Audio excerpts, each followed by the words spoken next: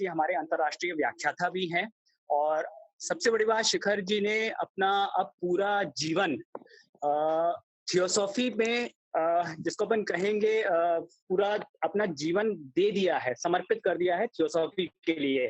चेन्नई में ही अडयार में international theosophy के हेडक्वार्टर में ही अपना पूरा समय देते हैं और वहीं पर पूरा अपना योगदान दे रहे हैं।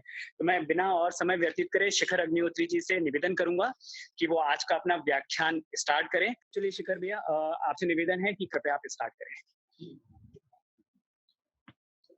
गुरुर्ब्रह्मा गुरुर्विष्णु गुरुर्देवो महेश्वर गुरु साक्षात् परब्रह्म तस्मै श्री गुरुवे नमः। सभी आत्मीय बंधुओं को सादर प्रणाम और इस ऑनलाइन व्याख्यान में सभी का स्वागत। जैसा कि आप सबको विदित है कि आज गणेश चतुर्थी का दिन है और सभी को बहुत बहुत गणेश चतुर्थी की शुभकामनाएं। और आने वाले समय में कुछ ही समय में नवरात्र का जो त्योहार है वो आने वाला है और इसी वजह से ये विषय जब दिव्यार्थ जी से बात हुई तो ये चुना कि त्योहार तो हम लोग सभी मनाते हैं। भारतीय संस्कृति में त्योहारों का बहुत महत्वपूर्ण स्थान है, लेकिन हर त्योहार के पीछे क्या विज्ञान छुपा हुआ है, इसको जाने बिना अगर हम उसको मनाते हैं तो शायद हम संपूर्ण तरीके से उसके साथ न्याय नहीं करते हैं। और जैसा कि कोरोना काल में अनुभव भी हो गया है हम सबको कि कितनी सारी हमारी जो काम थे, कार्यक्रम थे, क्रियाकलाप थे, उन सब से उसने हमें काट कर बहुत ही एसेंशियल्स जो है, बहुत ही जरूरी चीजें हैं, आवश्यक चीजें हैं, उन तक हमें सीमित कर दिया है। और इसी क्रम में अगर देखें तो अगर आजकल के समय में त्योहार भी जैसे लोग पहले मनाते थे इस समय नहीं मना पा रहे हैं, तो ये भी एक प्रकृति का संकेत है कि हम बाहर से अपने अंदर की ओर मोड़ने की कोशिश करें और मोड़ने का प्रयास करें।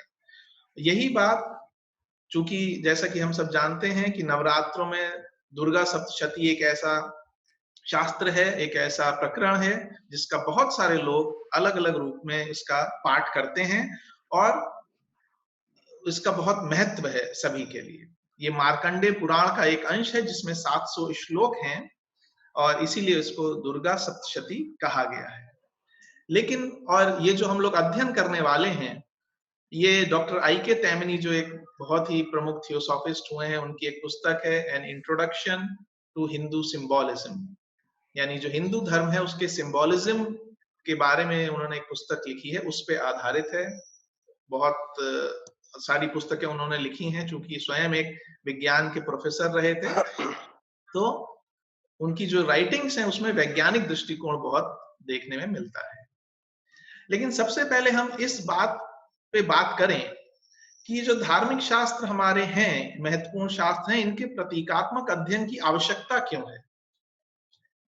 क्योंकि कई लोग से जब मैंने सुना तो वो कई लोग बार कहते हैं कि अरे नहीं, हमें तो अपना भक्ति भाव ही प्रमुख है और वही हमारे लिए मुख्य है, हमें उसके पीछे के विज्ञान को समझने की कोई आवश्यकता नहीं है, क्योंकि इससे शायद कहीं हमारा भक्ति भाव कम ना हो जाए या हमारी श्रद्धा में कमी ना हो जाए। लेकिन प्रश्न ये होता है कि जब हम अपना कोई कार्य कर रहे होते हैं तो उसके पीछे के अगर विज्ञान को भी साथ साथ हम समझ लें तो हमारा जो विश्वास है, अगर पहले हमारा विश्वास अंधविश्वास था तो वो अब एक विवेकपूर्ण विश्वास में परिवर्तित हो जाता है। और अंधविश्वास और विवेकपूर्ण विश्वास में अंतर ये है कि अंधविश्वास तो कई बार दिख भी सकता है, जब चीजें हमारे अकॉर्डिंग नहीं होंगी, जब हम किसी ऐसी चीज में विश्वास करेंगे जो हमें बता दिया गया है, उसके हिसाब से जीवन में घटनाएं नहीं होंगी, तो वो हमारा विश्वास दिख भी सकता है। लेकिन जब हमारा विश्वास विवेक पे आधारित होता है तो वो विवेकपूर्ण श्रद्धा या विवेकपूर्ण विश्वास फिर अडिग हो जाता है। दूसरा, अगर हम केवल प्रतीक को ही सत्य मान के बैठ जाएंगे तो फिर हम सत्य की ओर कभी नहीं बढ़ पाएंगे। वो हमारे मार्ग में एक तरीके से अवरोध पैदा करने लगेगा। उदाहरण के लिए मान लीजिए हम अपने घर में हिमालय की या कैलाश मानसरोवर की बहुत ही सुंदर पेंटिंग बिल्कुल ऐसी लगे कि वो बिल्कुल रियल है, लगा लें, तो उसे जितनी बार देखेंगे हमें आनंद का अनुभव होगा, बिल्कुल होगा। लेकिन वो पेंटिंग क्या हमें उस अनुभव को करा पाएगी जब हम वास्तव में कैलाश मानसरोवर में स्वयं उपस्थित हों, अपने शरीर में, अपने समस्त अस्तित्व के साथ? नहीं। लेकिन वो प्रतिमा या वो जो पेंटिंग है वो लगाई इसीलिए गई है कि वो सत्य की ओर इशारा कर रही है। और अगर हम उस प्रतिमा को ही या उस पेंटिंग को ही सत्य मान के बैठ जाएंगे तो फिर हम कभी सत्य की ओर नहीं बढ़ पाएंगे। इसलिए भी हमें इस प्रतीकात्मक अध्ययन को करने की आवश्यकता है कि हम सत्य की ओर आगे बढ़ पाए। और तीसरी और सबसे महत्वपूर्ण बात जो कि हमें धर्म के एसोटेरिक और एक्सोटेरिक एस्पेक्ट को बताती है, क्योंकि हर धर्म में एक एसोटेरिक अर्थात अंदरूनी पार्ट या अर्थ और एक एक्सोटेरिक यानी बाहरी अर्थ होता है हर धर्म में या हर शिक्षाओं में।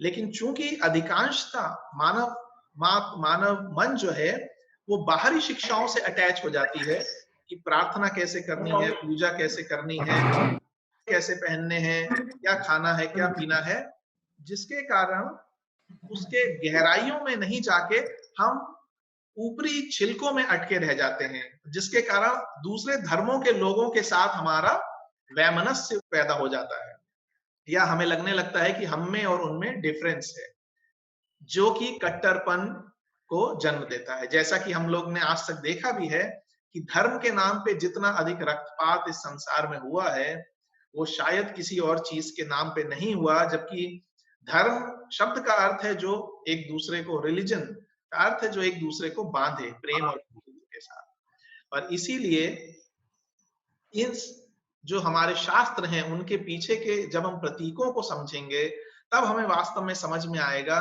कि कहा क्या जा रहा है और हम उसको क्या मान बैठे। लेकिन इस अध्ययन को करने में एक और आवश्यक चीज है कि इसकी तैयारी हमें कैसे करनी होगी। इसके लिए हमें एक ओपन माइंड की आवश्यकता है, अर्थात पूर्वाग्रहों से मुक्तता। क्योंकि अगर हम अपने पुराने पूर्वाग्रहों में फंसे रहेंगे, अपने पुराने विश्वासों में कि हाँ हमने समझ तो लिया लेकिन हमारी सोच अभी भी पुरानी है, हम उससे छूटना नहीं चाहते हैं, आगे नहीं बढ़ना चाहते हैं, तो हम उसको अपने जीवन में अप्लाई नहीं कर पाएंगे। इसलिए सबसे पहली आवश्यकता है कि हम अपने मन को अपने विश्वासों से पहले मुक्त करें। इसका मतलब ये नहीं कि हम उन्हें छोड़ दें, बल्कि हम नए विचारों के लिए जो नोबल विचार हैं, जैसा कि वेदों में कहा गया है, let noble thoughts come to us from all directions, उसके लिए तैयार रहें। दूसरा, ईगर इंटेलेक्ट अर्थात उत्सुक बुद्धि, हम जाने, हमारे अंदर जानने की प्यास हो। क्या वाकई में हम जानना चाहते हैं? लेक्चर के फॉर्म में हमने उसे अटेंड कर लिया है या कि किसी ने हमसे कुछ कहा और हमने सुन लिया है। और तीसरी जो सबसे महत्वपूर्ण चीज है वो है इंट्यूशन अर्थात प्रज्ञान और सहज बोध अर्थात प्रत्यक्ष ज्ञान, जो कि हमारी बुद्धिक चेतना से रिलेटेड है, जिसको अभी हम लोग आगे पढ़ेंगे। और जैसा कि आप देख भी रहे हैं अपनी स्क्रीन पे कि एक महात्मा लेटर्स में उन्होंने एपी सिनेट जी को लिखा है कि जो हमारे ऋषि हुए हैं, जो एंशिएंट साइंटिस्ट हुए हैं, ऑकल्टिस्ट हुए हैं, उनका उद्देश्य इस ज्ञान को छिपाना नहीं था, बल्कि उन्होंने उसको एक ताला लगा के बंद कर दिया है सिक्योर बॉक्स में, और उस ताले की जो चाबी है वो इंट्यूशन है। The key to which is intuition. और इंट्यूशन हमारी तभी पैदा होगी जब हम इन चीजों के बारे में गहराई से सोचेंगे और अपने मन को मुक्त करेंगे। अब हम आते हैं दुर्गा सप्तशती पे, क्योंकि दुर्गा सप्तशती जो है उसकी एसेंशियल टीचिंग क्या है। लगभग हम सभी देखते हैं कि ना केवल हिंदू धर्म में बल्कि लगभग सभी धर्मों के अनुयायियों के मानस में एक बहुत बड़ा विश्वास यह है कि परमात्मा कहीं बाहर है, जिसे एक द्वैत के रूप में अनुभव किया जा सकता है। अर्थात हम अलग हैं, परमात्मा कहीं बाहर है, जिसे हम कुछ करके अनुभव कर सकते हैं अपने से अलग, या जो कभी हमारी मदद करने के लिए आ सकता है, हमारी इंडिविजुअल मदद करने के लिए। और ये जो विश्वास है, इससे हमेशा हमारी जो डिपेंडेंसी है, हम निर्भरता है, वो किसी एक बाहरी एजेंसी पे है, जबकि थियोसॉफी में, ब्रह्म विद्या में, बल्कि उपनिषद में जो सर्वोच्च शिक्षा है वो यही है कि अहम ब्रह्मास्मि, अर्थात ब्रह्म हमारे स्वयं अंदर है, उसी को हमें अनुभव करने की आवश्यकता है, और बाहर से ऐसी कोई एजेंसी नहीं है जो हमारी मदद के लिए आए। हाँ, हमारे कर्मों के अनुसार हमें जो मदद मिलती है वो अवश्य हमारे पास आती है।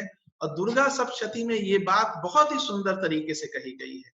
हालांकि उस पे एक कहानी का पर्दा डाल दिया गया है, 3 कहानियों का, लेकिन उसमें अगर उसको संकेतों को पढ़ें तो वो मैन, गॉड और यूनिवर्स, अर्थात मनुष्य, ईश्वर और ब्रह्मांड का जो रिलेशन है उसको बहुत ही अच्छे तरीके से समझाती है। और ये समझाती है कि जो सर्वोच्च शक्ति है, जो सुप्रीम पावर है, वो हम सबके अंदर है।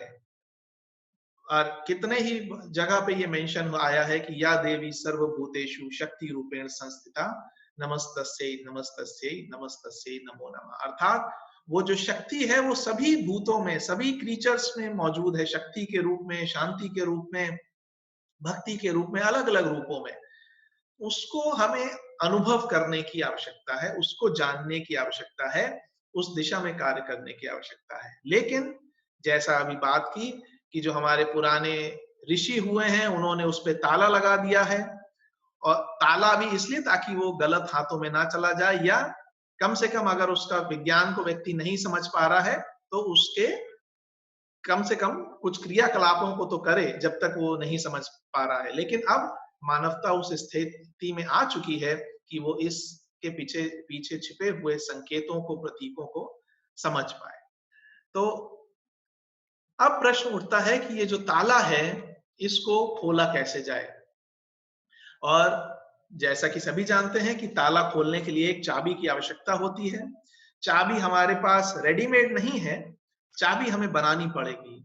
और चाबी हमें बनानी पड़ेगी 2 प्रश्नों का उत्तर जानने के द्वारा। और वो जो 2 मूलभूत प्रश्न हैं, मैं कहाँ हूं, वेयर एम आई, एंड मैं कौन हूं, हु एम आई।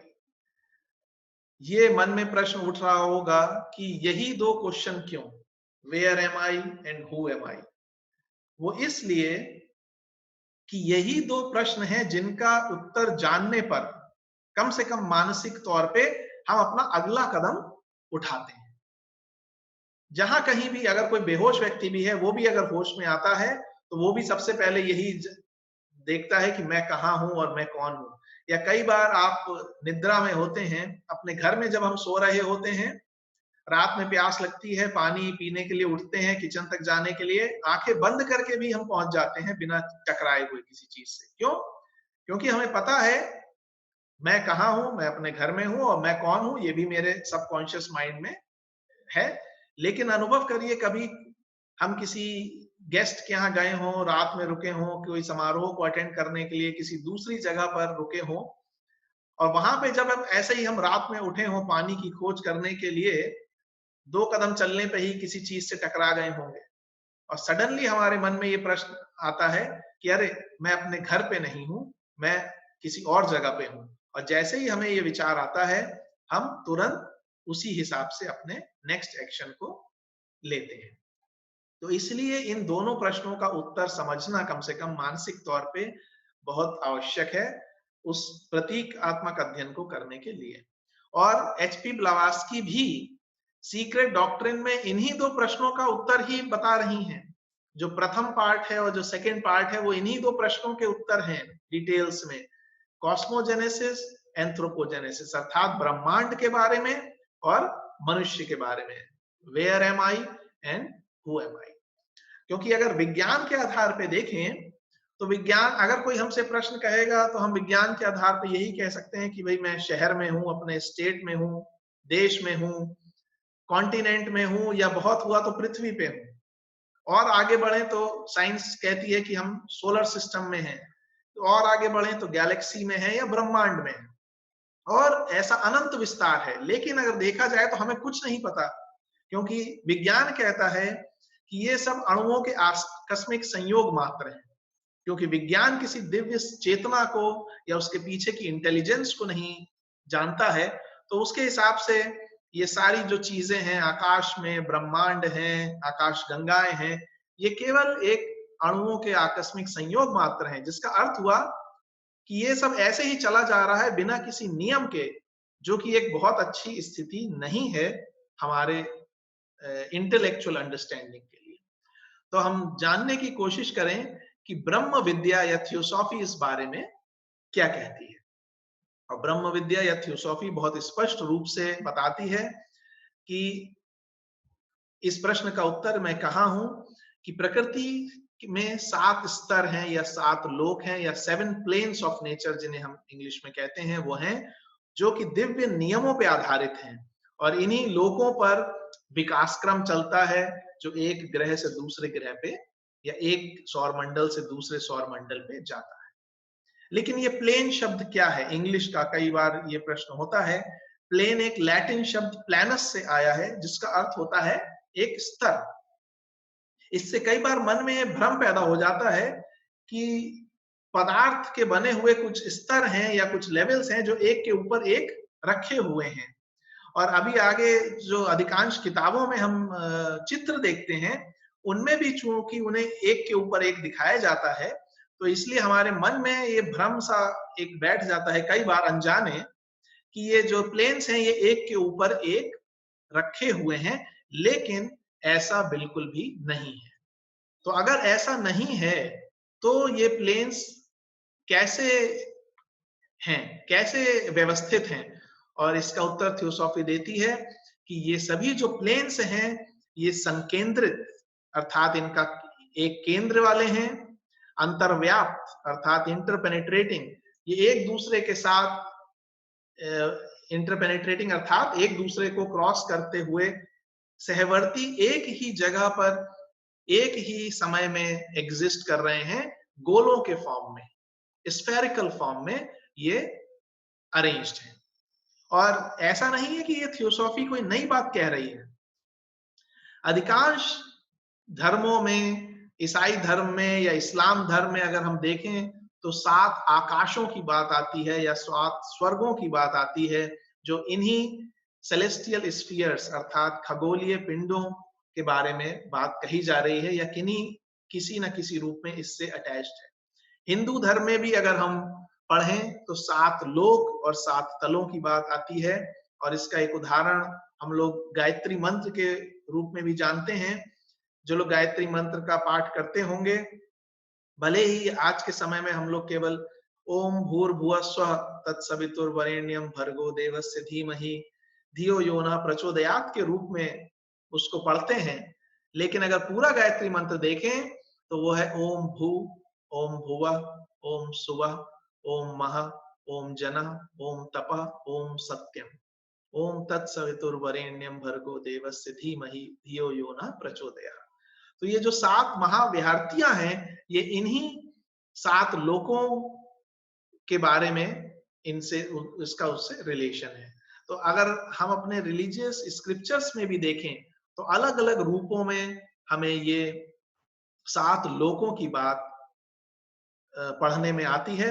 और ये किस तरह, लेकिन अब प्रश्न ये भी उठता है कि ये कैसे संभव है कि ये जो 7 लोक हैं, गोले हैं, वो एक ही जगह पर एक दूसरे से मिलने हुए अंतर्व्याप्त हैं और सहवर्ती हैं। क्योंकि विज्ञान तो हमें समझाता है कि एक जगह पे एक से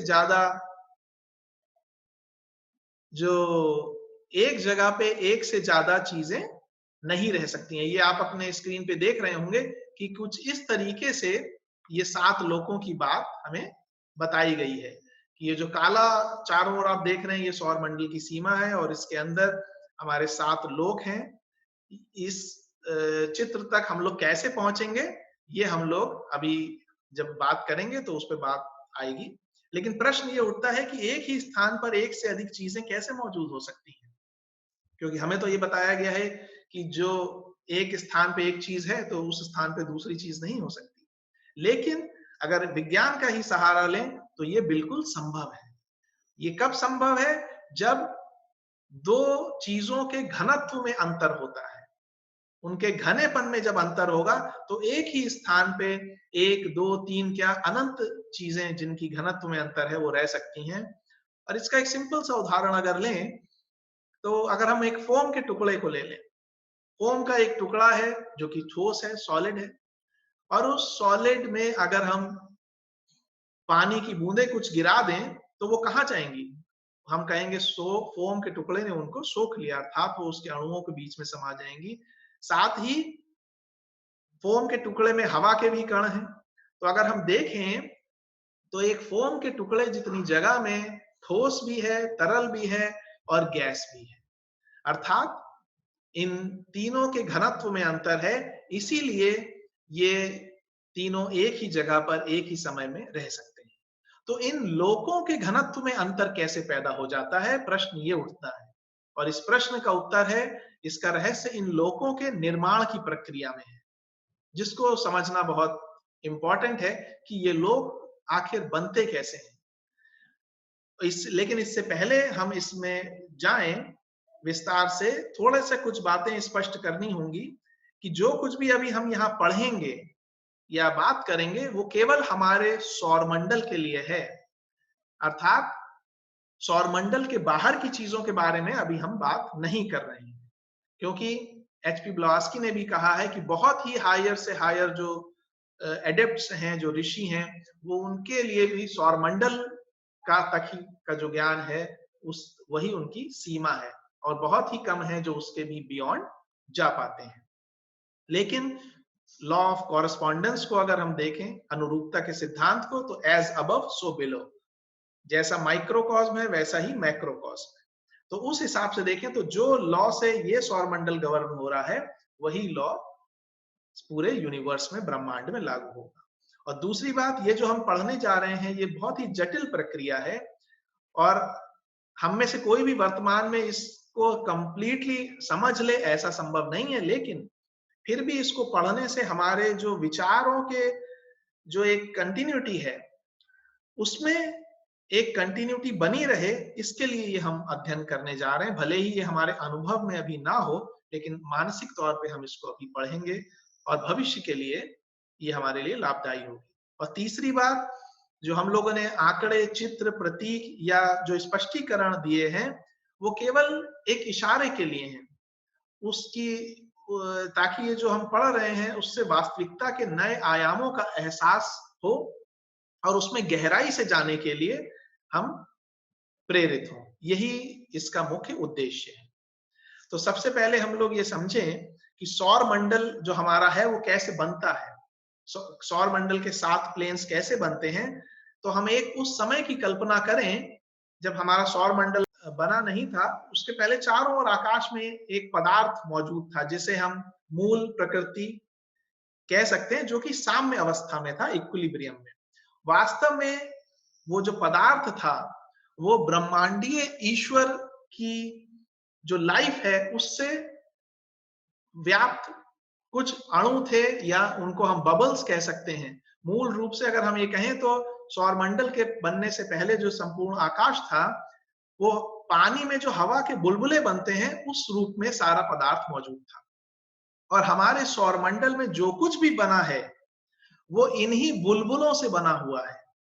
तो जब हमारे सौरमंडल के बनने का समय आया कर्म नियम के अनुसार, तो हमारे जो सूर्य नारायण हैं, जो कि इस हमारे सौरमंडल के अधिष्ठाता देव हैं, जिन्हें सोलर लोगोस हम कहते हैं, उनके पास ये मटेरियल उपलब्ध था जिन्हें हम बुलबुले कह रहे हैं।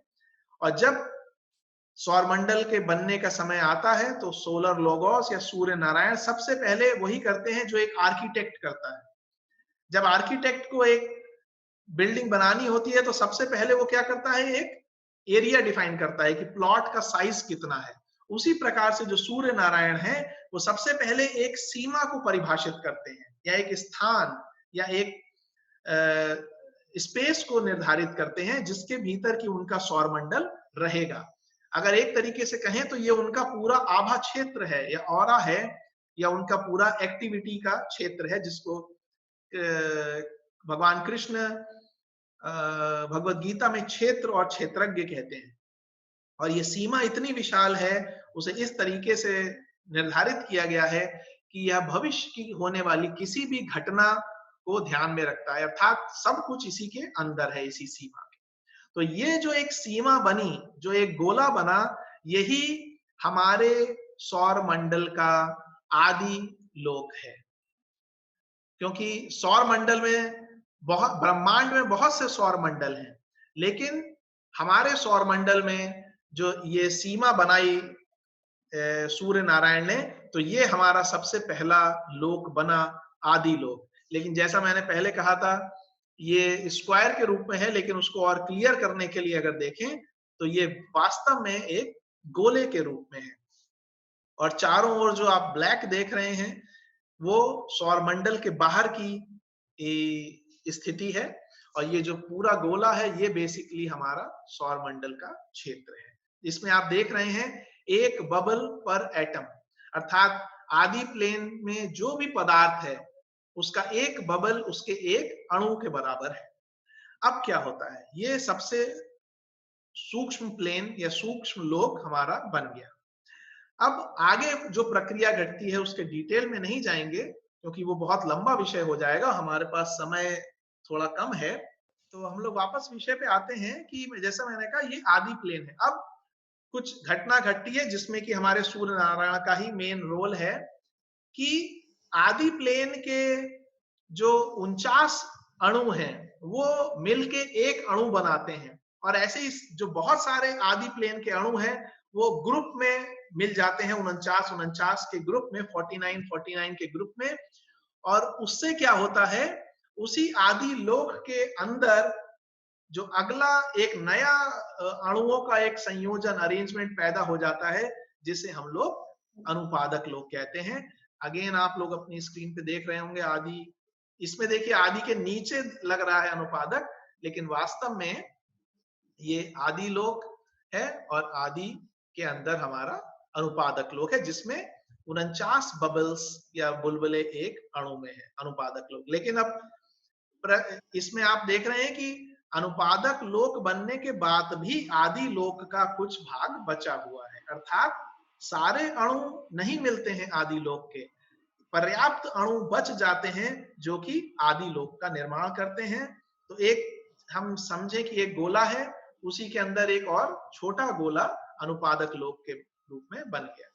यही घटना फिर घटती है, अनुपादक लोक के जो अब अणु हैं वो आपस में और ज्यादा संयोजित होते हैं, और एक और अणु का संयोजन डेवलप होता है, जिसे हम लोग आत्मिक लोक कहते हैं। जैसा कि आप अब चित्र में देख रहे हैं, आदि लोक, उसके नीचे उसके अंदर अनुपादक लोक, और एक और गोला फिर बन गया है जिसे हम लोग आत्मिक लोक या आत्मिक प्लेन कहते हैं। और इसमें देखिए 2401 बुलबुले एक एटम में है। यही प्रक्रिया फिर घटती है, और अनुपाद आत्मिक लोक के बाद बुद्धिक लोक का निर्माण होता है। और उसमें देखिए, आप देखिए कि हर लोक में एक एटम में जो बुलबुले हैं उनकी संख्या बढ़ती जा रही है। बुद्धिक लोक के बाद मानसिक लोक, मानसिक लोक में देखिए 57,64,801 बुलबुले एक अणु में है। और मानसिक लोक भी जब बन गया, उसके बाद भुवर लोक, या जिसे इंग्लिश में एस्ट्रल प्लेन कहते हैं, भावनामय लोक या कामना लोक कहते हैं, उसका निर्माण हो गया। और आप देखते जा रहे हैं कि कैसे रंगों में भी परिवर्तन होता जा रहा है। ये दिखाने की कोशिश की गई है कि जैसे जैसे हम सूक्ष्मता से स्थूलता की ओर बढ़ते हैं, यानी फ्रॉम रेयर टू डेंसर, तो जो पदार्थ है वो और घना होता जाता है। और यही कारण है कि ये सारे जो लोक हैं, ये जो स्फीयर्स हैं, ये जो गोले हैं, ये एक ही स्थान पे रह सकते हैं। और अगर आप देख रहे हो कि इस समय हम लोग सब सातों लोकों को एक साथ अपने सामने देख सकते हैं, आदि लोक, अनुपादक लोक, आत्मिक लोक, बुद्धिक लोक, मानसिक लोक, भुवर लोक, और अंत में भूलोक। और भूलोक में देखिए एक अणु के बबल्स में, एक अणु में कितने अरब बबल्स हैं, इसकी हम कल्पना ही कर सकते हैं। लेकिन जो चित्र हमने,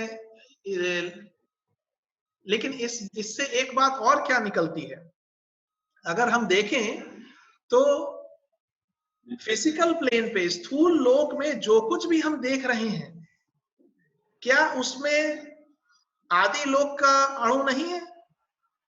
क्या उसमें अनुपादक लोक का अणु नहीं है? अर्थात जो हम यहां देख रहे हैं वो, चाहे जिसे हम निर्जीव भी कह रहे हैं, हालांकि थियोसॉफी कहती है कि इस संसार में कुछ भी निर्जीव नहीं है, यानी एक छोटे से छोटा पेन है या माइक है, टीवी है, हमारे कपड़े हैं, या छोटा से छोटा अणु भी है, उसमें भी वो आदि लोक का परमाणु अर्थात वो दिव्य चेतना जो है वो काम कर रही है। तो क्या इससे हमारी जो यूनिवर्सल प्रेयर है जिसे हम कहते हैं, O hidden life vibrant in every atom, O hidden light shining in every creature, O hidden love embracing all in oneness, may each who feels himself as one with thee know he is therefore one with every other. तो ये जो प्रार्थना है, इसके पीछे पूरा विज्ञान है कि वो जो लाइफ, लाइट और लव हिडन है, गुप्त है, क्योंकि हमारी जो स्थूल नेत्र हैं वो उनको देख नहीं पा रहे हैं, इसलिए वो हिडन है। लेकिन हमारे चारों ओर, हमारे अंदर बाहर हर जगह दिव्यता व्याप्त है। तो जो हम लोग सुनते हैं कि कण कण में भगवान या सब में अल्लाह नूर समाया, वो कोई केवल एक मन को बहलाने के लिए या केवल एक कही जाने वाले सेंटेंसेस नहीं है, उनके पीछे पूरा एक विज्ञान छिपा हुआ है कि वाकई में कण कण में भगवान है, या वाकई में सब में अल्लाह नूर समाया है। इसको अगर हम समझ लेंगे तो हमारा, और इसको केवल एक थ्योरी की तरह ना समझें, इसको हम अगर अपने जीवन में इसको अगर हम हर समय अपने विचारों में रखेंगे, अवेयर रहेंगे, तो चीजों के प्रति, व्यक्तियों के प्रति हमारा जो व्यवहार है वो बदलेगा। और ये 7 लोकों को हमने देखा। इन 7 लोकों पे चूंकि अलग अलग पदार्थ है, और जिस प्रकार हम देखते हैं कि पदार्थ के बदलने से अगर कोई चीज उसके माध्यम से पास हो रही है तो उसके गुणों में परिवर्तन आ जाता है। अगर हम मान लीजिए डेजर्ट, अगर रेगिस्तान में जा रहे हैं तो हमारे पूरे शरीर में खुश्की, सूखापन आ जाएगा। अगर हम पानी के थ्रू जा रहे हैं तो हमारा शरीर गीला हो जाएगा। हम बर्फ के मैदान से जाते हैं तो हमारे शरीर पे बर्फ आ जाएगी। अर्थात जिस माध्यम से हम जा रहे हैं उसका प्रभाव हमारे ऊपर आता है। तो इसी प्रकार हर लोक में जब ईश्वरीय चेतना व्यक्त होती है तो वो अलग अलग रूपों में व्यक्त होती है। आप अपने सामने देख रहे हैं लोक और चेतना का अंतर। ये जो 7 लोक हैं, इसमें से एनी बेसेंट जी ने लिखा है कि जो ऊपर के जो 2 लोक हैं वो दिव्य चेतना के लोक हैं, जिनके बारे में अभी मानवता को बहुत ही कम बताया गया है या बिल्कुल ही ना के बारे में बताया गया है। केवल कुछ हिंट्स दिए गए हैं कुछ थियोसॉफिकल किताबों में, लेकिन वो इसलिए नहीं कि वो हमें बताना नहीं चाहते, बल्कि इसलिए कि अभी उसको समझने के लिए हमारी मेंटल कैपेसिटी डेवलप नहीं हुई है। और इसीलिए जो नीचे के 5 लोक हैं, उन्हीं में अभी मनुष्यता का विकास क्रम या इवोल्यूशन चल रहा है। और आत्मिक लोक तक ही जो चेतना है, जिसमें आप देख रहे हैं, जिसकी चेतना जहां पे अद्वैत की अनुभूति है, अर्थात परम शांति की, अद्वैत अर्थात उस परमात्मा को जो अपने अंदर हम अनुभव करते हैं, हम ब्रह्मास्मि की जो स्टेट है, तत्वम असि सर्वम खलविदम ब्रह्म, वो उस रेप में चेतना वहां व्यक्त होती है। बुद्धिक लोक में जीवन की एकता के रूप में चेतना डेवलप्ड होती है, अर्थात 2 हैं लेकिन जीवन का एकत्व अनुभव हो रहा है। अर्थात इसीलिए बुद्धिक लोक पे प्रेम, प्रज्ञा, करुणा और आनंद जैसे जो वाइब्रेशंस हैं वो बुद्धिक लोक के हैं। प्रेम को अक्सर हम लोग भावना, एस्ट्रल प्लेन की समझ लेते हैं, या उसको घृणा का उल्टा समझ लेते हैं, या द्वेष का उल्टा समझ लेते हैं। लेकिन द्वेष का उल्टा राग है। प्रेम राग और द्वेष से बिल्कुल ही अलग आयाम की अवस्था है, जहां पे हम जीवन के एकत्व को अनुभव करते हैं। मानसिक लोक में वही दिव्य चेतना विचारों के रूप में व्यक्त होती है। आप देख रहे होंगे अरूप विचार और रूप विचार। भुवर लोक में वही चेतना डिजायर के फॉर्म में या कामना या भावना के रूप में व्यक्त होती है। और भूलोक पे वही चेतना प्राणिक संवेदना या स्थूल संवेदना के रूप में व्यक्त होती है, अर्थात हमें अनुभव शरीर पे सर्दी, गर्मी, दर्द, ये जो अनुभव हैं ये संवेदनाओं के रूप में अनुभव होते हैं। तो ये लोक और चेतना का अंतर था। लेकिन अभी यहाँ पे हम एक हल्का सा बात है कि आप देख रहे होंगे कि स्थूल लोक, भूलोक और मनोमय लोक, ये हर ग्रह जो हमारा है, हर बॉडी जो है उसका ये इंडिविजुअल है। स्थूल, भावनामय और मेंटल, ये आप देख रहे हैं यहाँ पे, स्थूल, एस्ट्रल और मेंटल। लेकिन जैसे ही मानसिक से बुद्धिक पे हम जाते हैं, चेतना, तो वो चेतना हमारी वैश्विक हो जाती है, अर्थात वहां पे फिर इंडिविजुअल नहीं रह जाता कुछ भी, वो यूनिवर्सल हो जाता है। और इसीलिए शुरू में जो चित्र दिखाया था कि जो 7 लोक हैं वो कुछ इस तरीके से बेसिकली दिखेंगे, और हमारा जो सौर मंडल है अगर वो हम देखें उसको इन लोकों के दृष्टि से तो वो कुछ इस तरीके से दिखाई देगा, जिसमें हमारे 7 लोक हैं, हर एक ग्रह है, हर ग्रह का अपना स्थूल बॉडी है, उसका एस्ट्रल बॉडी है या भावनामय शरीर है, उसका मानसिक शरीर है, लोअर और हायर, और लेकिन उसके बाद बुद्धिक चेतना एक है, आत्मिक चेतना एक है, और अनुपादक और दिव्य लोक पे चेतना एक है। तो इस प्रकार वो हमारा चित्र बन के आया था। इसी में अगर हम लोग और आगे देखें तो ये जो 7 लोक हैं, हर लोक के 7 उपलोक भी हैं, और उसमें अगर हम नीचे से शुरू करें, केवल भूलोक का एग्जाम्पल हम लोग लेंगे क्योंकि समय की थोड़ी हमारे पास सीमितता है। तो भूलोक में देखें अगर 7 उपलोक, नीचे से ठोस, तरल, वाष्प 3, और ईथरिक, सुपर ईथरिक, उपपरमाणु और परमाणु। तो ये जो नीचे के 3 हैं, इन्हें आप चित्र में देख रहे होंगे, इन्हें स्थूल कहा गया है, ग्रॉस फिजिकल, जिसमें कि हमारा स्थूल शरीर है। और भूलोक कहे ऊपर के जो 4 हैं वो ईथरिक हैं, जिसमें हमारा प्राण शरीर काम करता है। और ऐसे हर लोक के 7 उपलोक हैं।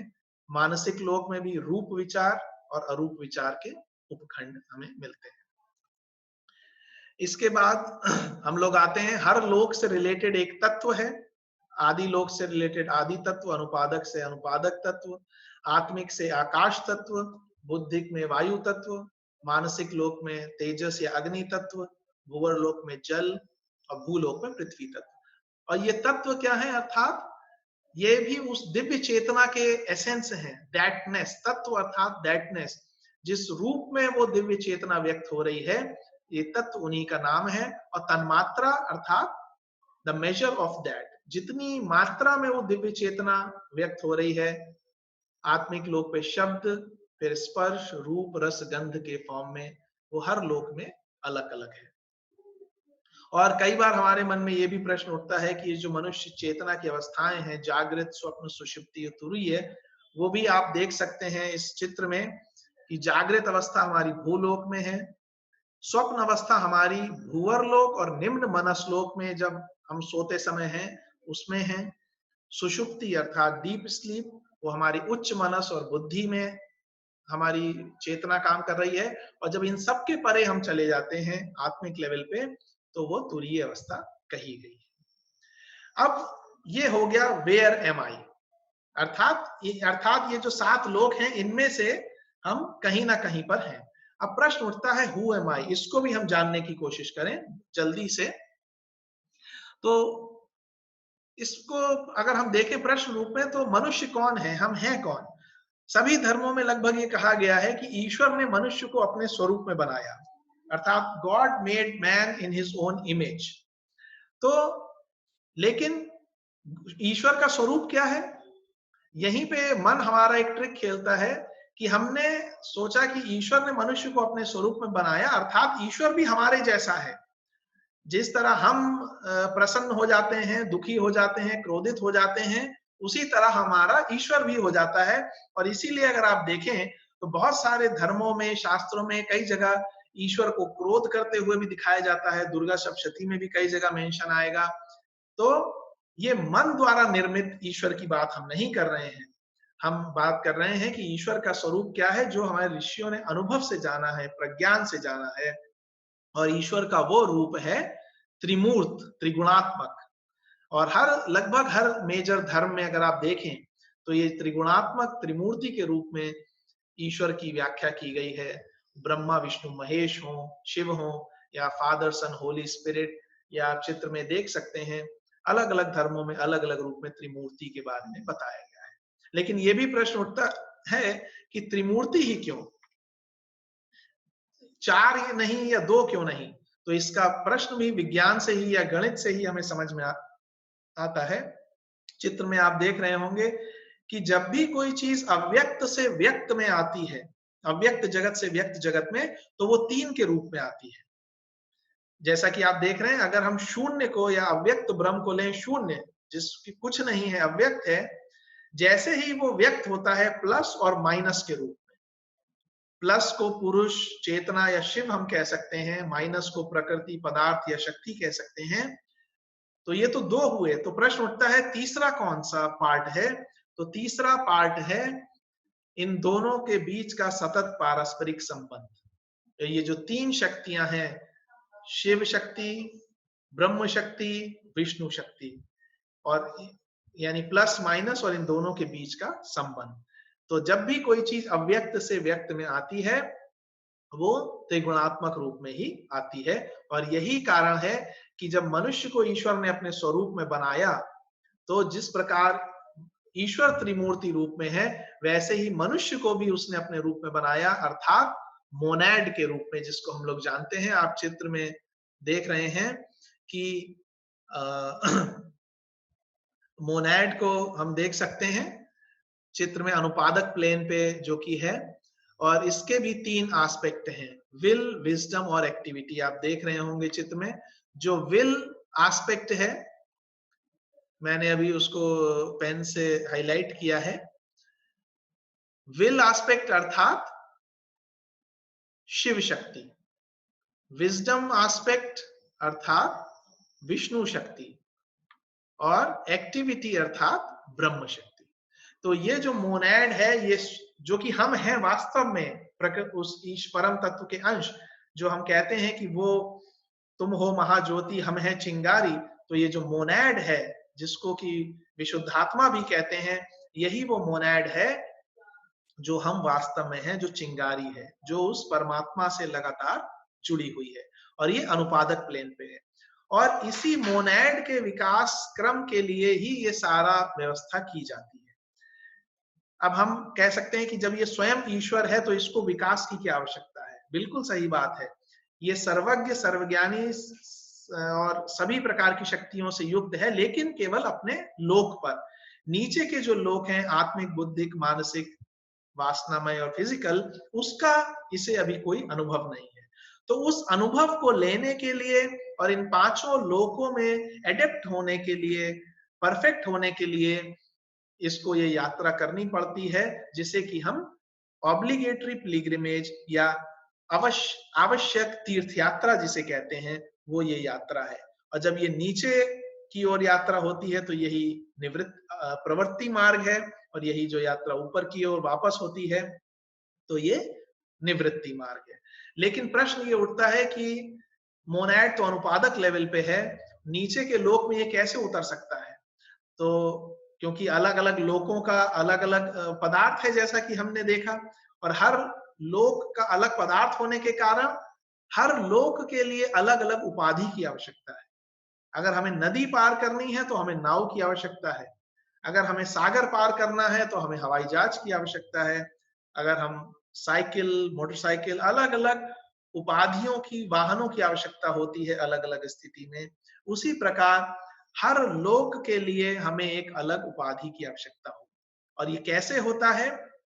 इसी के लिए मोनैड जो है, अपने जो शिव एस्पेक्ट है, विल एस्पेक्ट, उससे एक तरंग नीचे आप उतारता है। अगर देखें तो वो आत्मिक लेवल पे आती है, और आप देख रहे हैं आत्मिक लेवल का एक अणु वो तरंग अपने से जोड़ लेती है, और यही हमारी आत्मा के रूप में कार्य करती है। उसी प्रकार से विष्णु तत्व जो विजडम है, उससे एक नीचे आती है बुद्धि लोक पे, और वो एक अणु को अपने साथ जोड़ लेती है। यही हमारी इंट्यूशन या प्रज्ञा है।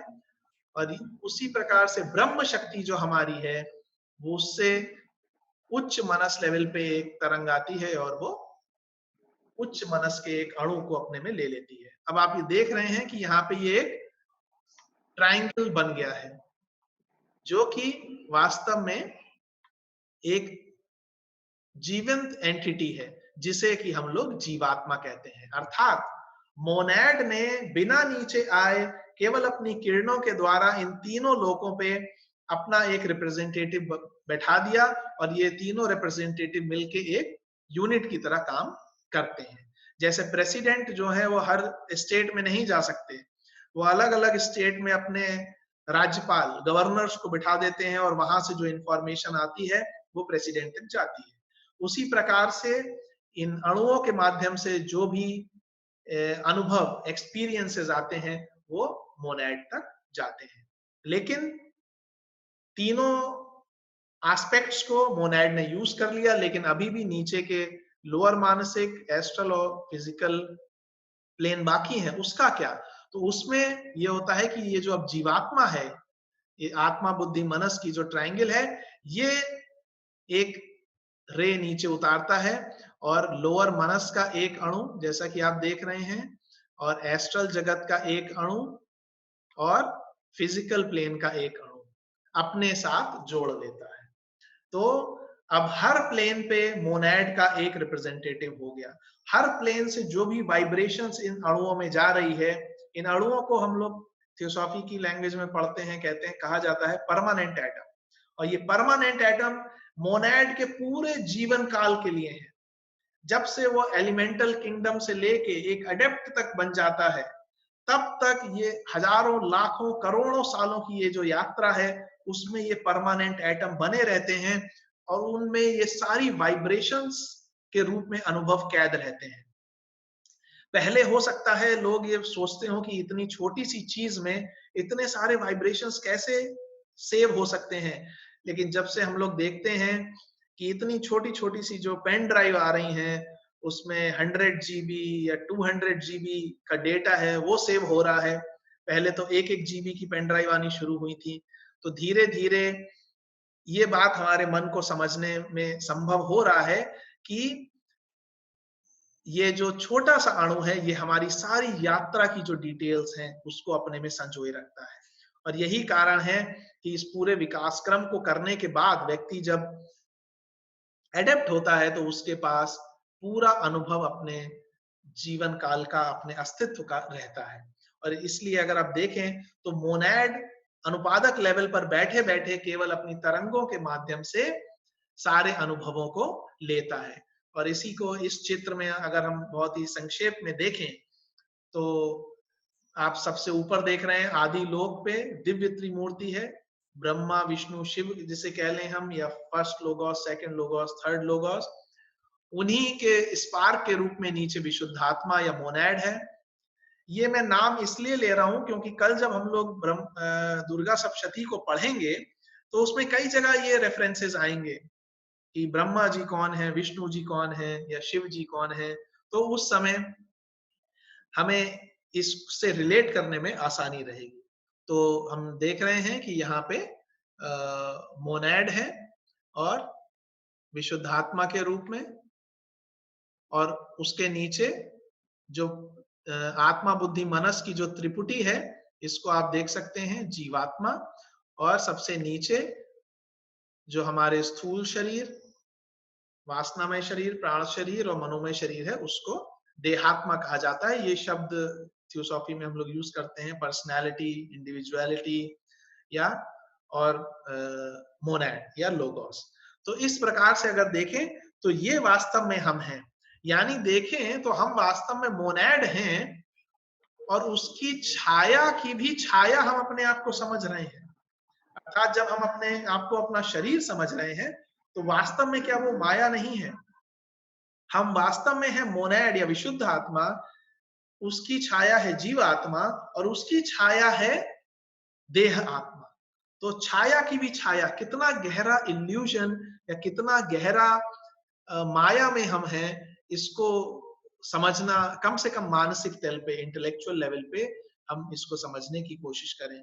और इसमें भी आप देख सकते हैं कि सातों शरीर मनुष्य के अगर हम देखें इस चित्र में, तो सबसे पहले यहाँ पे ये है स्थूल शरीर जो कि स्थूल लोक में है, नीचे के तीन, उसके बाद ये प्राण शरीर, उसके बाद ये निम्न मनोमय शरीर, और उसके बाद उच्च भावनामय शरीर, उसके बाद निम्न मनोमय शरीर, और ये कारण शरीर, और आत्मा और बुद्धि। तो एक तरीके से अगर हम देखें तो हमारे ये 7 शरीर हम इनको कह सकते हैं, या 7 प्रिंसिपल्स कह सकते हैं। तो अब इसको अगर हम पूरी पिक्चर को देखें, वेयर एम आई और हु एम आई, अर्थात ये 7 लोक हैं प्रकृति में अलग अलग पदार्थों के, और उन 7 लोकों में हम मनुष्य स्थिति में जो आज है वर्तमान में, वो अपने 7 शरीरों के साथ हैं। और इस यात्रा को ही अगर दुर्गा सप्तशती में मैं हल्का सा शेयर कर रहा हूं उस बात को, कि जो दुर्गा सप्तशती है वो इसी विकास क्रम की यात्रा को बताने वाली एक कहानी के रूप में हमें कहा गया है। उसमें जो 3 कहानियां हैं उसको हम लोग कल पढ़ेंगे। जो आज हम लोगों ने पढ़ा है उसी के परिप्रेक्ष्य में यहाँ पे आप देख सकते हैं अगले चित्र में कि एक सबसे जो नीचे की 3 चित्र हैं उसमें एक बहुत ही अनडेवलप्ड या आदि मानव के भावनात्मक शरीर और मानसिक शरीर को दिखाया गया है। ऊपर देखें लेफ्ट में एक एवरेज जो मनुष्य है उसके शरीरों को दिखाया गया है, और फिर अधिक डेवलप्ड व्यक्ति के शरीरों को दिखाया गया है। इस प्रकार से अगर देखें, या जब हम प्रेम में होते हैं, जब हम डिप्रेशन में होते हैं, जब हम डर में होते हैं, जब हम क्रोध में होते हैं, तो हमारे चारों ओर ये जो जब हमारे चारों ओर ये जो तरंगे हैं ये कई फीट तक फैली रहती हैं। और ये जो हमारे सूक्ष्म शरीर हैं, जैसा कि आप देख रहे हैं कि हमारा स्थूल शरीर तो छोटा सा है, लेकिन हमारे जो सूक्ष्म शरीर हैं वो कई फीट हमारे शरीर से बाहर की ओर फैले हुए हैं। तो हम इनसे अपने को भी प्रभावित करते हैं और अपने आसपास के लोगों को भी बिना कहे प्रभावित करते हैं। ये एक और चित्र है हमारे अलग अलग शरीरों का, और ये चित्र कोई कल्पना जनित चित्र नहीं है। ये एनी बेसेंट और C.W. लेडबीटर ने उन लोगों को देखा, और चूंकि दोनों के पास दिव्य दृष्टि थी, क्लेयरवॉयंस थी, तो उन्होंने देखा कि इन लोगों के चारों ओर कैसे परिवर्तन हो रहे हैं, और उससे उन्होंने ये चित्रों का निर्माण पेंटर के द्वारा कराया। और इसी के साथ मैं अपनी वाणी को विराम दूंगा क्योंकि समय भी हो गया है। जी सर, शिखर भैया बहुत-बहुत धन्यवाद आपका। बहुत ही मतलब सरल तरीके से आपने मनुष्य की संरचना और मोनैड के बारे में बताया। ये मतलब अद्भुत था और कमाल का था। इसीलिए बड़ा मन रहता है हमारा कि आपको सुने। गुरुर्ब्रह्मा गुरुर्विष्णु गुरुर्देवो महेश्वर गुरु साक्षात् परब्रह्म तस्मै श्री गुरुवे नमः। एक मिनट।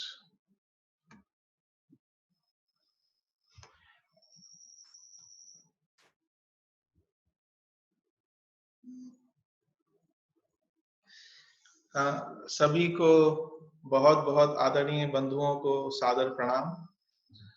और जैसा कि हम सब ने कल एक सेशन डिस्कस किया था दुर्गा सप्तशती के प्रतीकात्मक अध्ययन के लिए, कल हम लोगों ने एक तरीके से नींव रखी थी इस अध्ययन की, और आज हम उस नींव के ऊपर बिल्डिंग बनाने का काम करेंगे। और वो नींव रखना आवश्यक इसलिए था क्योंकि कई जगह पे कुछ ऐसे रेफरेंसेस आएंगे जो अगर हमें वो जो हम लोगों ने कल डिस्कस किया वो नहीं मालूम है तो उसको डिस्कस करने में हमें मुश्किल आ सकती है। लेकिन इससे पहले हम आज के विषय में प्रवेश करें, कुछ तथ्य या कुछ बातें मैं शेयर करना चाहूंगा। शास्त्र हैं या ग्रंथ हैं वो इस तरीके से लिखे गए हैं कि उनका हम सिंबॉलिकल अध्ययन यानी सांकेतिक रूप से भी उनका अध्ययन कर सकते हैं, और एज ए हिस्टोरिकल यानी ऐतिहासिक तथ्य के रूप में भी। तो इसका कहने का ये अर्थ नहीं है कि जो हम डिस्कस कर रहे हैं, और जैसे महाभारत को लीजिए, तो वो एक हिस्टोरिकल तथ्य भी है, लेकिन अगर उसको हम एक एलेगोरी के रूप में या संकेतों के रूप में पढ़ें, तो वो हर व्यक्ति के अंदरूनी कुरुक्षेत्र की भी कहानी है। लेकिन इसका अर्थ ये नहीं है कि कुरुक्षेत्र में महाभारत कभी हुआ नहीं या भगवान कृष्ण कभी नहीं हुए। एचपी ब्लवात्स्की खुद भगवान कृष्ण के होने का साल भी उन्होंने सीक्रेट डॉक्ट्रिन में लिखा हुआ है। तो इसलिए इन ग्रंथों को हम दोनों तरीके से पढ़ सकते हैं। और इसी क्रम में दुर्गा सप्तशती पे हम लोग आते हैं। ये दुर्गा सप्तशती, जो भी व्यक्ति इससे फेमिलियर होगा, बहुत सारे लोग उसका पाठ भी करते हैं, लेकिन अक्सर वो इसलिए पाठ करते हैं कि उन्हें किन्हीं शत्रुओं पर विजय पानी है, किसी को कोर्ट केस में विजय पानी है, या इस तरीके की कोई सफलता के लिए। लेकिन कोई भी व्यक्ति जिसे मनुष्य के विकास क्रम का कुछ भी अंदाजा है, जैसा हम लोग थियोसॉफी में तो अब पढ़ते हैं, लेकिन पुराणों में रूपकों के रूप में अलग अलग फॉर्म में दिया गया है। जैसे कि हिंदू धर्म में अवतारों की बात होती है, तो अवतार हम लोग समझते हैं कि मत्स्य अवतार, वराह अवतार, कूर्म अवतार और वराह अवतार और उसके आगे के सभी अवतार जो हैं, वो कुछ कहानियों की तरह बताए गए हैं। और जब पश्चिमी सभ्यता इनके संपर्क में आई, तो उन्हें लगा कि ये धर्म तो बड़ा प्रिमिटिव है। लेकिन 1877 में एचपी ब्लवात्स्की ने अपनी पुस्तक आइसिस अनवेल्ड में सर्वप्रथम लिखा कि ये जो अवतारों की का क्रम बताया गया है, ये वास्तव में पृथ्वी पर मनुष्य के विकास की एक सीरीज है। कि जब पानी था तो केवल जलचर थे, जब जल और धरती हुई तो एम्फीबियन यानी जो दोनों जल पे भी रह सकते थे, थल पे भी, उसके बाद मैमल्स यानी स्तनपाई जीवों का विकास हुआ। और इस तरीके से विकासक्रम की वो, तो उसके पीछे छुपा हुआ पूरा विज्ञान है।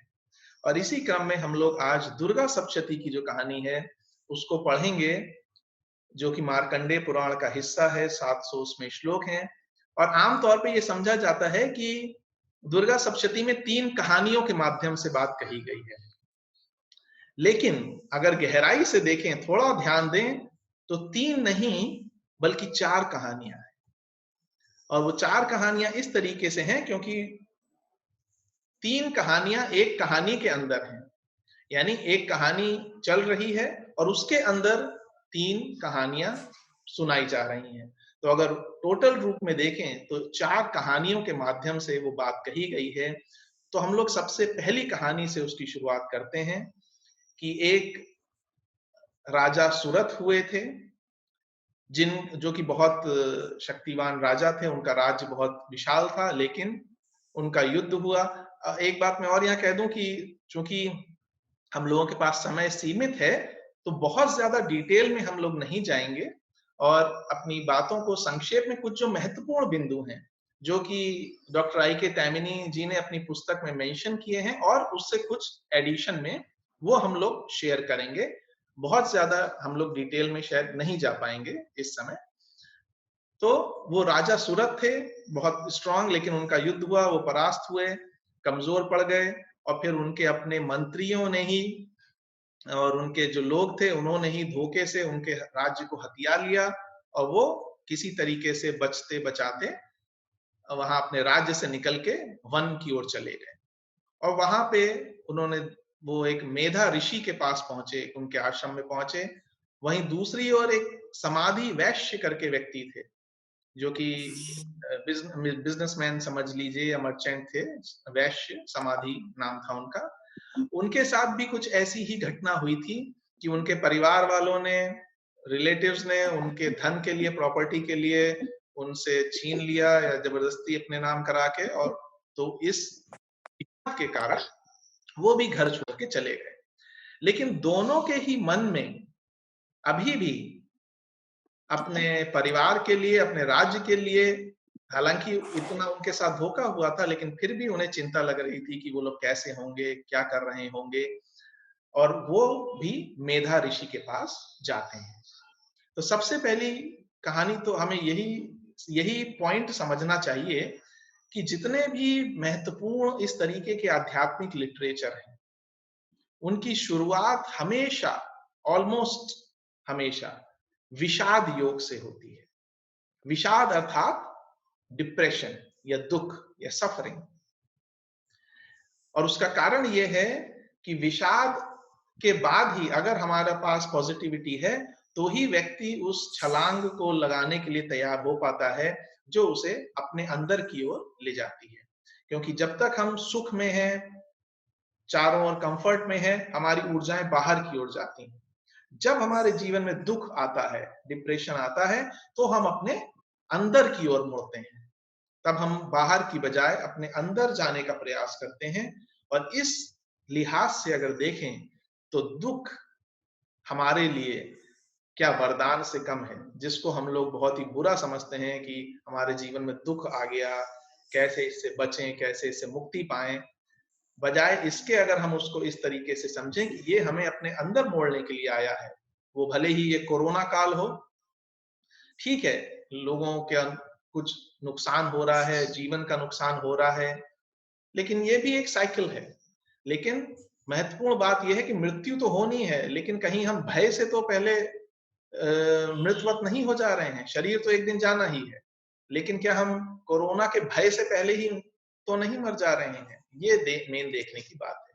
तो दुख या विषाद से ही किसी भी अध्यात्म की इंक्वायरी की शुरुआत होती है। वो चाहे अर्जुन का विषाद योग हो, जिससे भगवत गीता निकलती है, श्री राम का विषाद हो, जिससे योग वाशिष्ठ नाम का ग्रंथ निकलता है, या महात्मा बुद्ध का विषाद हो, जब वो 3 लोगों को देखते हैं, एक वृद्ध व्यक्ति को, एक सिक व्यक्ति को, एक डेड बॉडी को, और तब वो अपने अंदर जाते हैं और हमारे सामने बुद्ध के रूप में आते हैं।